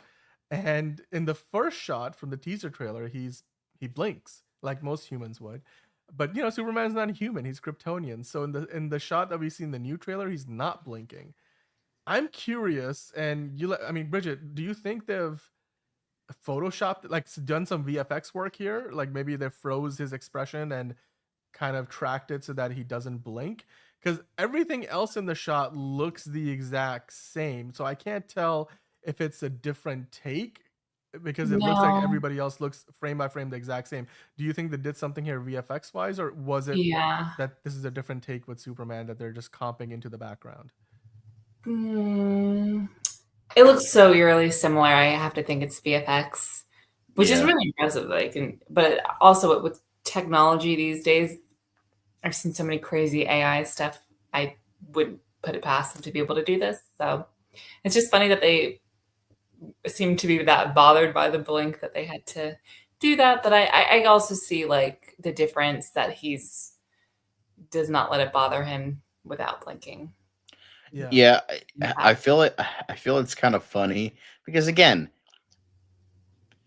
you're never gonna nobody's ever gonna be happy because it's just people. I remember when that was again a huge talk about where we're like, the blink looks stupid. Superman wouldn't flinch. Oh, that's so dumb. And then they fixed it, and then they're like, but the blink was so good. It made it more personal. It's like, what do you people want? God damn! It's just the rhetoric just goes back and forth like a bad tennis match. Well, I feel like there's an ideal of what people think they want, and then you give it to them, and they're like, "That's not as good as I thought." Yeah, it's just ridiculous at this point. God, I would. Yeah, I feel like all they did here is probably they had humanity was a mistake. That's all I'll say. They shouldn't have personally nuked don't the care lizards. either way. It's just curious to me from a technological standpoint, like from filmmaking standpoint. They probably did some VFX work here because, like I said, the background looks exactly frame by frame. The performances look identical from all the extras, right? And I mean, yeah, you can ask people to do the same beats over and over again, but when you have 50 people behind you, they're all going to do something slightly different. So the background of the shot is the same. They must have done something in post to do this. Either they're stitching two different takes together of David Cornstead's performance, but even when the can hits him in the head and how his hair move, it looks like it's the same thing. Moves like the same distance. It's all the same. I think the only thing they've changed is they maybe stitched together one of the other takes where he doesn't blink, and they've kind of like superimposed that and composited it in with the original take, which is a very minor detail. The only reason why we even care about this is because we have two different versions, which somehow is a big deal, which I still don't understand. But anyway, whatever. You guys talked about it, so let's move on. Will Reeve had a cameo in this trailer. We kind of missed it, but he did have a cameo during the kaiju fight sequence that they show off, in which he's on the news on the big billboard, where it actually kind of says something along the lines of new regulations set to begin next week, something about the government, like with some maybe meta-human related news that he's talking about. I could read it a little bit in the actual trailer. It's kind of hard to tell in this shot, but are you guys surprised that you're seeing the son of Christopher Reeve? I know, Bridget, you might remember we were talking about it last summer. He was on the set of the movie, so this might not be the only time we see him in the film. Like when he's on a billboard, he might actually be on the streets at some point, reporting on the events that are taking place in Metropolis. Another nice shout out to the Reeves family. Like they're bringing them along for this. Yeah. That's funny because he's like a correspondent in real life. So that for ABC not News, even acting. That's really cool. Yep. Absolutely. I mean, John, are you surprised to see that? I mean, how did we miss this? It was in the trailer. Like, I mean, it was right there. I can see what the guy on the right is saying. I don't know if that's him or not. Like, it kind of looks like him, but like not totally. So, and I remember, he was on the street in one of the other shots where he's reporting. So I don't know if this is him or not. It could be, but it looks just enough like him that it could be, but also it looks different enough that it might not be. So I'm still a little iffy because it looks kind of blurry. The eyes are not similar, and the mouth is kind of not similar. Uncanny. Yeah. But who I knows? agree with you, though. That the closer you look, it's maybe not the same person, but I guess you'll find out in the movie. So, but it's close enough though for most people to guess it. Like there you go, that's in motion. You blink and you miss it. It's there. Oh, it's so fast. Yeah. That baby kaiju is kind of cute though, and then they got a big belly burger sign. We talked about it yesterday. Look at those eyes. You can actually get the action figure. It's nice. It's kind of cute. I like it. I like it. I dig with it. This is a clever shot. People are comparing this to like, oh, look at this. This is basically Man of Steel, except this looks even more epic. I feel like this is from the scene where the whole building that's topples over, and probably leads to Superman, having the can of soup tossed at his head because people aren't happy about this, obviously. But it's one of the other highlight shots that people wanted to have been talking about on social media. Did this shot stand out to you guys? Because I didn't really notice this was a particularly amazing shot, other than it stands out because it looks very cinematic. From a storytelling standpoint, I don't know if it holds as much significance as some of the other things we have seen in the trailer. Yeah, it didn't particularly hit me because I don't remember it. But no, I mean, now that I'm looking at it, it is very eerily similar to that, rising from the ashes that we saw before. But it does look beautiful. And then some of you guys are saying in the chat, this is where we got the new suit. I really can't tell. Is that a new suit? Like how? I can't like. You'd have to be so zoomed into this to know. Yeah, I think it's just. I don't see it. I think it's just like it might be the reflection of the sun, something like that. I don't think a suit change is there. It's really hard to tell. Like, I can't. And this might be from a part of the movie where we've already seen plenty of shots, and it's just not the same thing. I mean, it's possible, I suppose. Yeah, look, people are guessing it's right after those buildings collapse, which I think happens early in the movie, so they wouldn't give him a new suit that early, I don't think. Of course, we saw and we talked about it yesterday, the meta-human prison and Metamorphose there because he can turn his hand into kryptonite. So the one thing I wanted to mention here, at one point in the trailer, Lex Luthor literally says, it's not a he, it's an it. He refers to him like he's not a being that is a living being. He doesn't deserve, like, that's how lowly Lex Luthor thinks of Superman.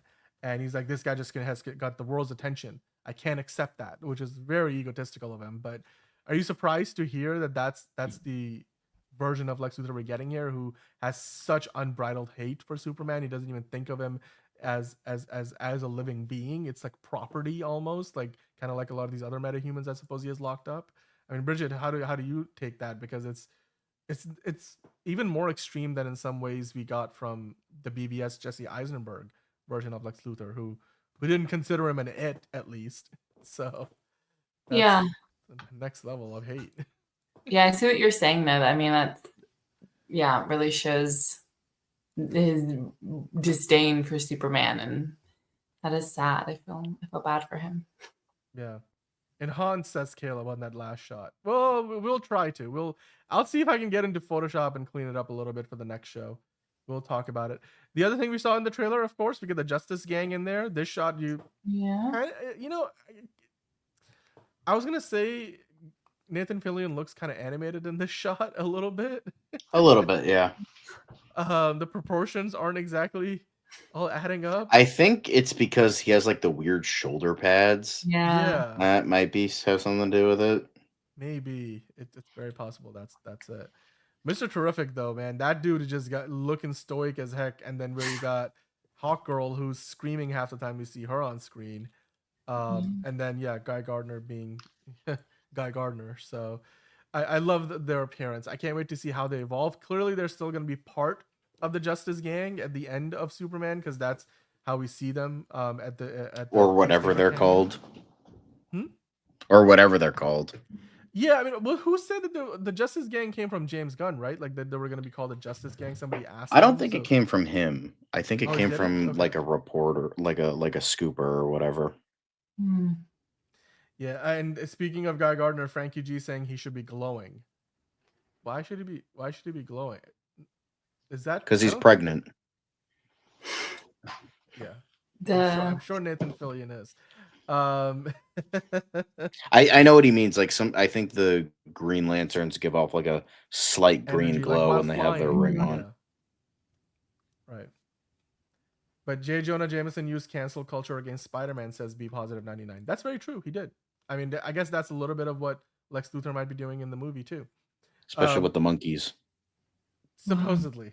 God, don't bring that back. Come on, man. Hey, Caleb keeps bringing it back in the damn comments. Yeah, so but like, why can't Caleb, I bring it back? Caleb, let him do his thing. Bridget, I wanted to get your thoughts on Metamorpho, because I don't know how familiar you are with the character. When you saw these visuals, I mean, basically in the comics, he can transform himself into any element that he can think of. Oh yeah, and it's kind of crazy. I mean, this is Anthony Carrigan behind the makeup. They did most of this practically. You could tell. Yeah. How much are you looking forward to seeing what this character has to, add to the story in the movie? Yeah, I mean, it's obviously a really cool character. I love any kind of shape shifting, because I feel like it adds a lot to the story. You never know what they'll turn into. So yeah, I think that's going to be really cool to see. I love to see. I'll love to see where he's lined up in terms of which corporation does Metahuman work. Does Metamorpho work for? Is he part of Stag? The fact that he's in that Metahuman prison, like, does he end up in Lex's prison? Is that prison owned by Lex or just run by Lex? Because maybe it's a commentary on how we have a lot of privately run prisons in the US. For profit. For profit prisons. Like maybe that's what this. Not gonna get into the politics of it, but I'm just saying. The other thing I want to ask both of you guys, because we were talking about this yesterday, and John and I couldn't settle the debate. So you guys let us know in the chat and in the comments. Is this shot kind of showing off a space battle sequence, considering how the debris is kind of just floating? Oh yeah. Like, is this in outer space, or is this somewhere in the metahuman prison, which is what we were speculating yesterday? Possibly. It is. Yeah, to like the left-hand corner, it almost looks like it could be like some kind of galaxy light. But at the same time, it could be just something that's falling, and it's just moving so fast that we can't see it falling, so it looks like it's floating. Hmm. Maybe. I don't know. Maybe It I'm just could reaching. be. I mean, it's entirely possible he brings something to outer space. I mean, I Although think Elite we EZ says it's mentioned it it might be a yesterday. pocket universe. So Like, yeah, the whole pocket dimension. I mean, Jose is wanting to hopefully be space. A pocket universe, though, I don't know how would that tie into anything? Because also he's getting shot at by the same beam that the hammer Baravia uses. And then there's that shot in the trailer where Mr. Terrific and Lois Lane are in that like bluish environment where they're coming out of some kind of a ship. If all of those things are one and the same, then maybe it is a pocket universe. Let me see if I can find that photo. Right here. So this looks like the same kind of environment. Maybe it is a pocket universe if these things are all connected. Like if this shot and then this shot are in the same environment, it could be. We've seen the behind the scenes feature, right, and how they've filmed it all. So yeah, it could very much be a pocket universe. KC24 with an interesting comment. Let me bring that in quick. Saying if it is outer space, it's a black hole, then because nothing is out there. Like it's all dark pretty much around them. So Be Positive has an interesting theory. John, what do you think about that comment there in the chat? what was it? The Men of Fame. Okay, 6,000 years ago? What? Okay, shows that Noah's Ark Day, Nephilim were interested in fame like the boys. Okay, I don't know if that's connected to what we're talking about here. I mean, interesting, I guess. Yeah, I thought that was going somewhere. It's not. I read the whole comment. Sorry, Be Positive. I thought you were talking about this particular sequence, which it doesn't look like you are. So cool. Metamorpho probably will be working with Luther for a cure, says Enterprising. Very possible. Well, we'll figure out whether this is actually outer space or not, I'm sure, when the movie comes out. One thing I wanted to kind of note here, because I think Brandon David, when I read his review, one of the things he pointed out is if you notice here, we actually saw this in the behind the scenes set photos. You know how they're like, it's a bird, it's a plane, it's Superman. So this is in front of what's meant to be the Metropolis Museum of Modern Art. So that's what the MMMA stands for. And you see the artwork on the walls, the mural. Yeah. They're birds that eventually turn into planes on the right. On the left, there are the birds that transform into planes on the right. And then you see Superman land into the ground. It's a bird, it's a plane, it's Superman. It's like the metaphors, the visual metaphors. That's like next level James Gunn Easter egg, I suppose. Yeah. So. That's really cool. I like that. It's subtle, but it's cool. It's there. My dream in orbit is like Be Positive has gone off the rails. Sorry, TC24. I sometimes, I should read the comments before I put them on screen. Especially if they're by Caleb and 5 Ash. That would be much more helpful. Very, very, very fair comment there. No, but I do appreciate this Easter egg. This took a little bit of thinking because I was like, wait, what? Honestly, and I wouldn't think right off the bat that those are birds. I can see it now, but yeah. First I saw the plane, and then I was like, oh, I guess this could be birds. It's amazing because it's like the art department was like went so hard. They were like, look, we're gonna make this happen in the movie, and then we're gonna do that Leonardo DiCaprio thing when you point at the screen when the movie comes out. Like, and there you go.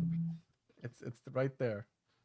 It's a bird. It's a plane. It's Superman. It's right there. There's the shot. Right there. There's the shot. Right there. Better than them having an extra be like, it's a bird, it's a plane. Like this, that felt a little bit more. Yep. Not too speaking of there's the shot, the visuals of this movie look amazing. People are still saying it's all blue, got a bluish tint to it, which feels like, that's kind of what they're going for. I don't think that's true. I mean, it has a bluish tint in the Arctic. That makes sense. But here, that's not blue. I can kind of that's see like a little bit. But like not totally, I don't think. Yeah. But I like how it has color. I remember color. Some of the color it's definitely brighter. In this movie. Sorry, and not like, all gray. Yeah. Like, I like that. Remember like the color reds are really guys? vibrant. The greens, when we see the baseball field, are really vibrant. So yeah, they do have a tint, like a bluish tint to a lot of these sequences because it seems like the environments they're in like lend itself to a lot of blue. But like this shot, for example, looks pretty gosh darn colorful. A lot of yellows, a lot of reds. the purple sweater of Lois Lane. You see plenty of green here. I mean, I was gonna say Liz again. Bridget, what are your thoughts on the cinematography of the movie? The trailer, the one thing I noticed is there's a lot of center focus, like the framing, in terms of like you see Superman in the center of the shot. You see a lot of the center framing for like Lex Luthor's shots. But what did you think about the way they shot this movie? Isn't the same cinematographer as is it The Flash? Was it? Yeah. Or okay. So Bridget, what did you think about it? Yeah, I mean, my first impression was I think it's good. I think it looks, and with like the whatever kind of filtering effect that you can tell, it is like the color's a little bit different than I feel like most mainstream movies that we've been seeing, but I like it because I think it is highlighting kind of more of like that old classic look in a way. It's really hard to describe, but that's how I felt with like this attention to like these bright colors. It feels brighter, and I think it's gonna really kind of set the tone right for this movie. Yeah. It's definitely brighter. It's more. By the way, when he Superman has his face planted in the ground, I'm like, oh damn! I do not want to be the man who did that to him because he's gonna get his face punched in. Like Ultraman really goes after Superman. I really want to see who Ultraman is. This shot we completely missed. I couldn't figure it out where it was in the trailer yesterday. But this is Sarah Sampaio, Miss Tessmacher, taking a selfie while the Hammer of Baravia is destroying a whole office building behind her. It's kind of hilarious. Yeah, it's just like it shows like the silliness of some people, because like people would 100% fucking do that. Totally like, would do that. Oh Absolutely. Yeah, I love that dress, by the way. It's really cute. It is a beautiful dress. Yeah, and then I guess yellow is her color that day because everything she's got yellow is phone. Yep. This was one of my favorite moments in the whole trailer. I just love this. I don't know, John, how many times you've like watched this I can't tell if he's like genuinely mad or like goofing around. I feel like he's happy. Like he gets some kind of like news that's really good, and then he's giddy about it, and like. But he's on the phone. Yeah, I don't know. But it sounds like they're engaging with. I don't know. It looks. Good. But I love Jimmy Olsen, Skylar Gisondo, based. Let's go, lovely. And he's not just some guy that gets shot in the head. That's great to see. Yep. Elite Easy saying the clothes are very retro comic book-esque in the show, especially like when you see them at the Daily Planet. And then Elite Easy was saying they're just totally just burrowing it up here, which is absolutely true. That's exactly what's going on. Why does the dude abide with me? The what? Why are you referencing the dude? I'm confused. I don't know. Let's see. Did we miss anything? I feel like we got all everything. TC24 saying this is the white version of that's what I'm talking about, baby. Like that's what it is. Okay. I can see it. Bromance, Elite Easy, underrated. What underrated movie? Oh, okay. Okay, never mind. I'm not gonna go there. The clothes are very retro. We talked about that. Cool. Well, I think we went through all the Entertainment Weekly photos. If anything, we'll just quickly go through some of these photos that we got, which is basically photos from the trailer. One thing that I noticed, John, we counted it out. We counted it out yesterday after watching the trailer. When Lex Luthor and the Engineer arrive in the Fortress of Solitude, they wipe out pretty much every single robot. We counted at least 6 of them. Like this whole one shot where she goes after all of them and basically slices them in half.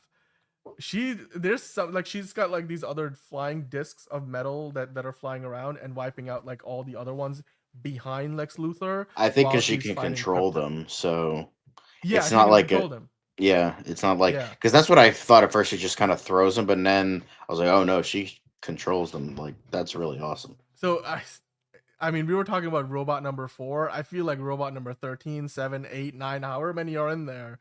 Most 12 are gonna be gone. Because remember in the sneak peek, she was like, he's like, this is 12. She's new. So I assume there's 12 robots. At least half of them are fucking toast now. Yep, seems like it. It's gonna be interesting to see though who the Hammer of Baravia is ultimately, because that guy he's gonna turn into him, and he's gonna try and kill Superman. Plot twist. M. Night. That's exactly where we were going with that. But yeah, dude, Maria going hard with that's a whoa. I think that's definitely a pause face right there. Whoa, god dang. Yep, that's when you pause the movie and go like take a bathroom break, or like I need to refill my popcorn. That's exactly the shot you leave it at. You mean nightmares tonight? It looks like a metalhead at a concert.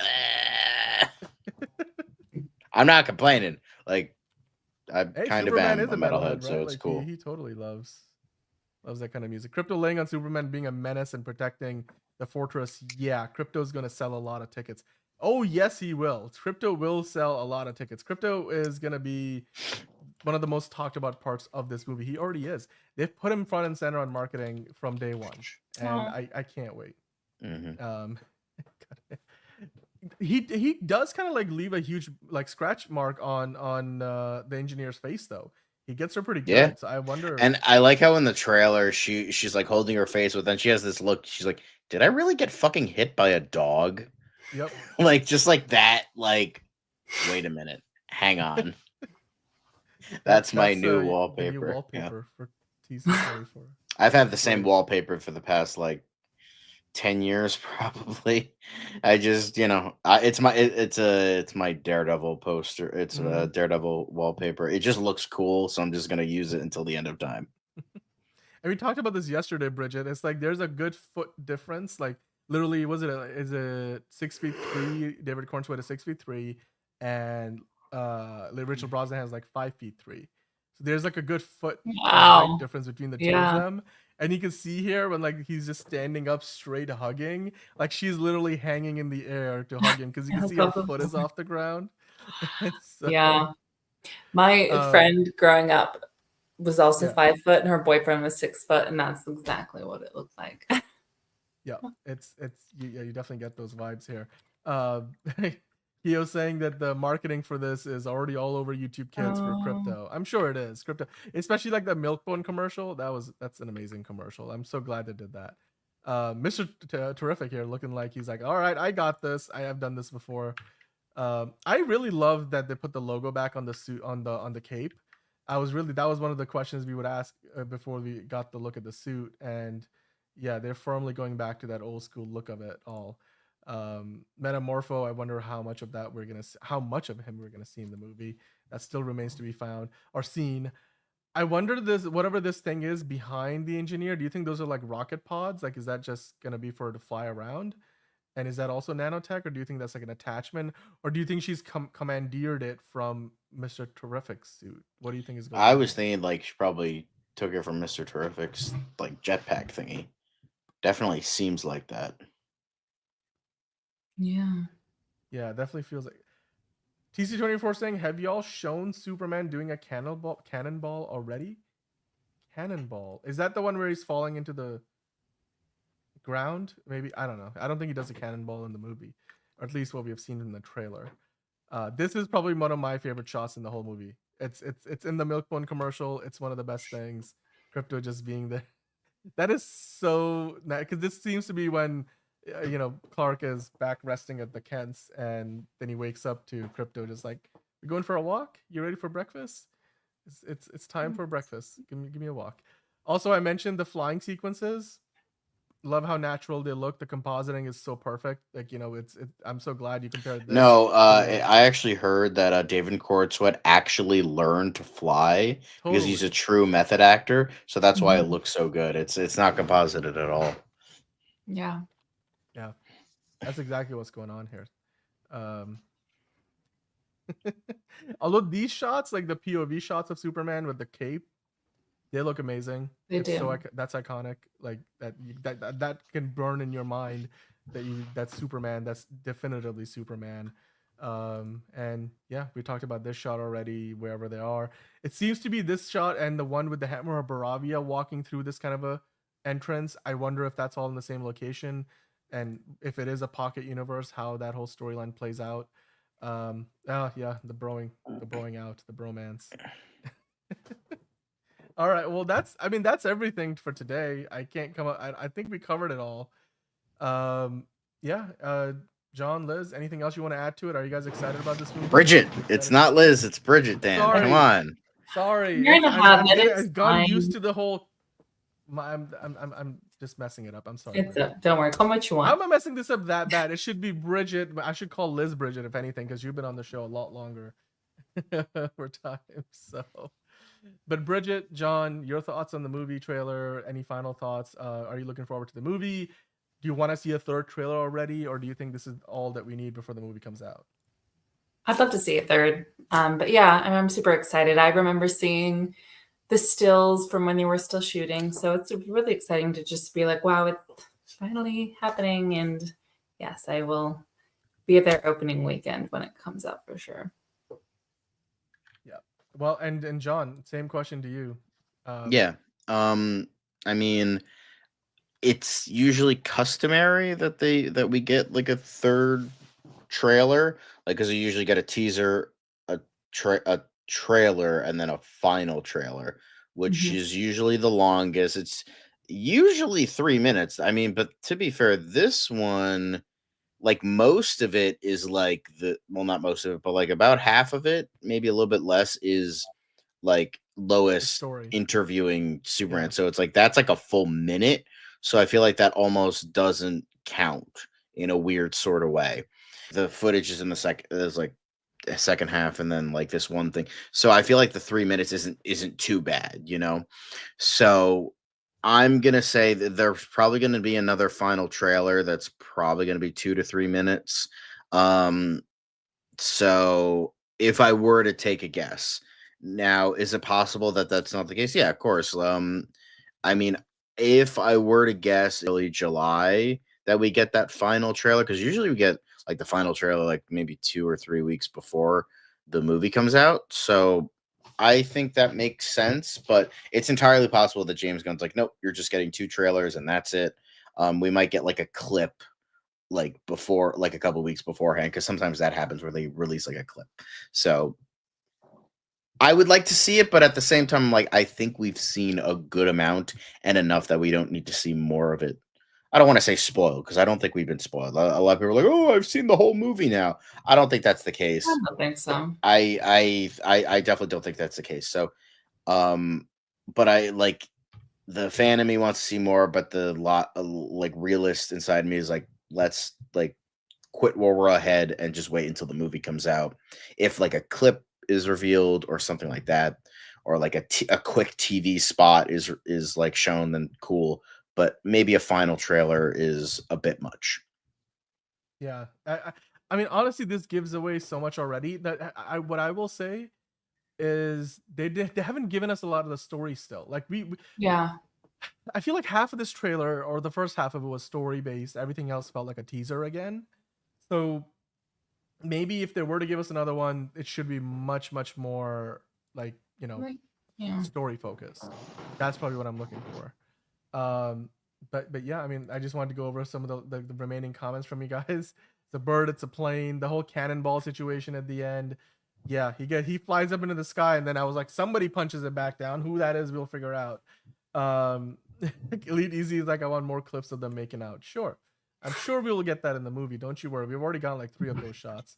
Actively avoiding everything after this trailer, says Frankie. So there we go. I mean, this trailer, I feel like if we didn't get another one, like you guys said, we should be okay, because it has given us enough that we shouldn't need much more. Like if you compare this to the Fantastic Four coming out 2 weeks apart, I feel like they've given away even less than this movie has, right? But it feels like there's more happening in this movie, so maybe that's why James Gunn is happy to do that.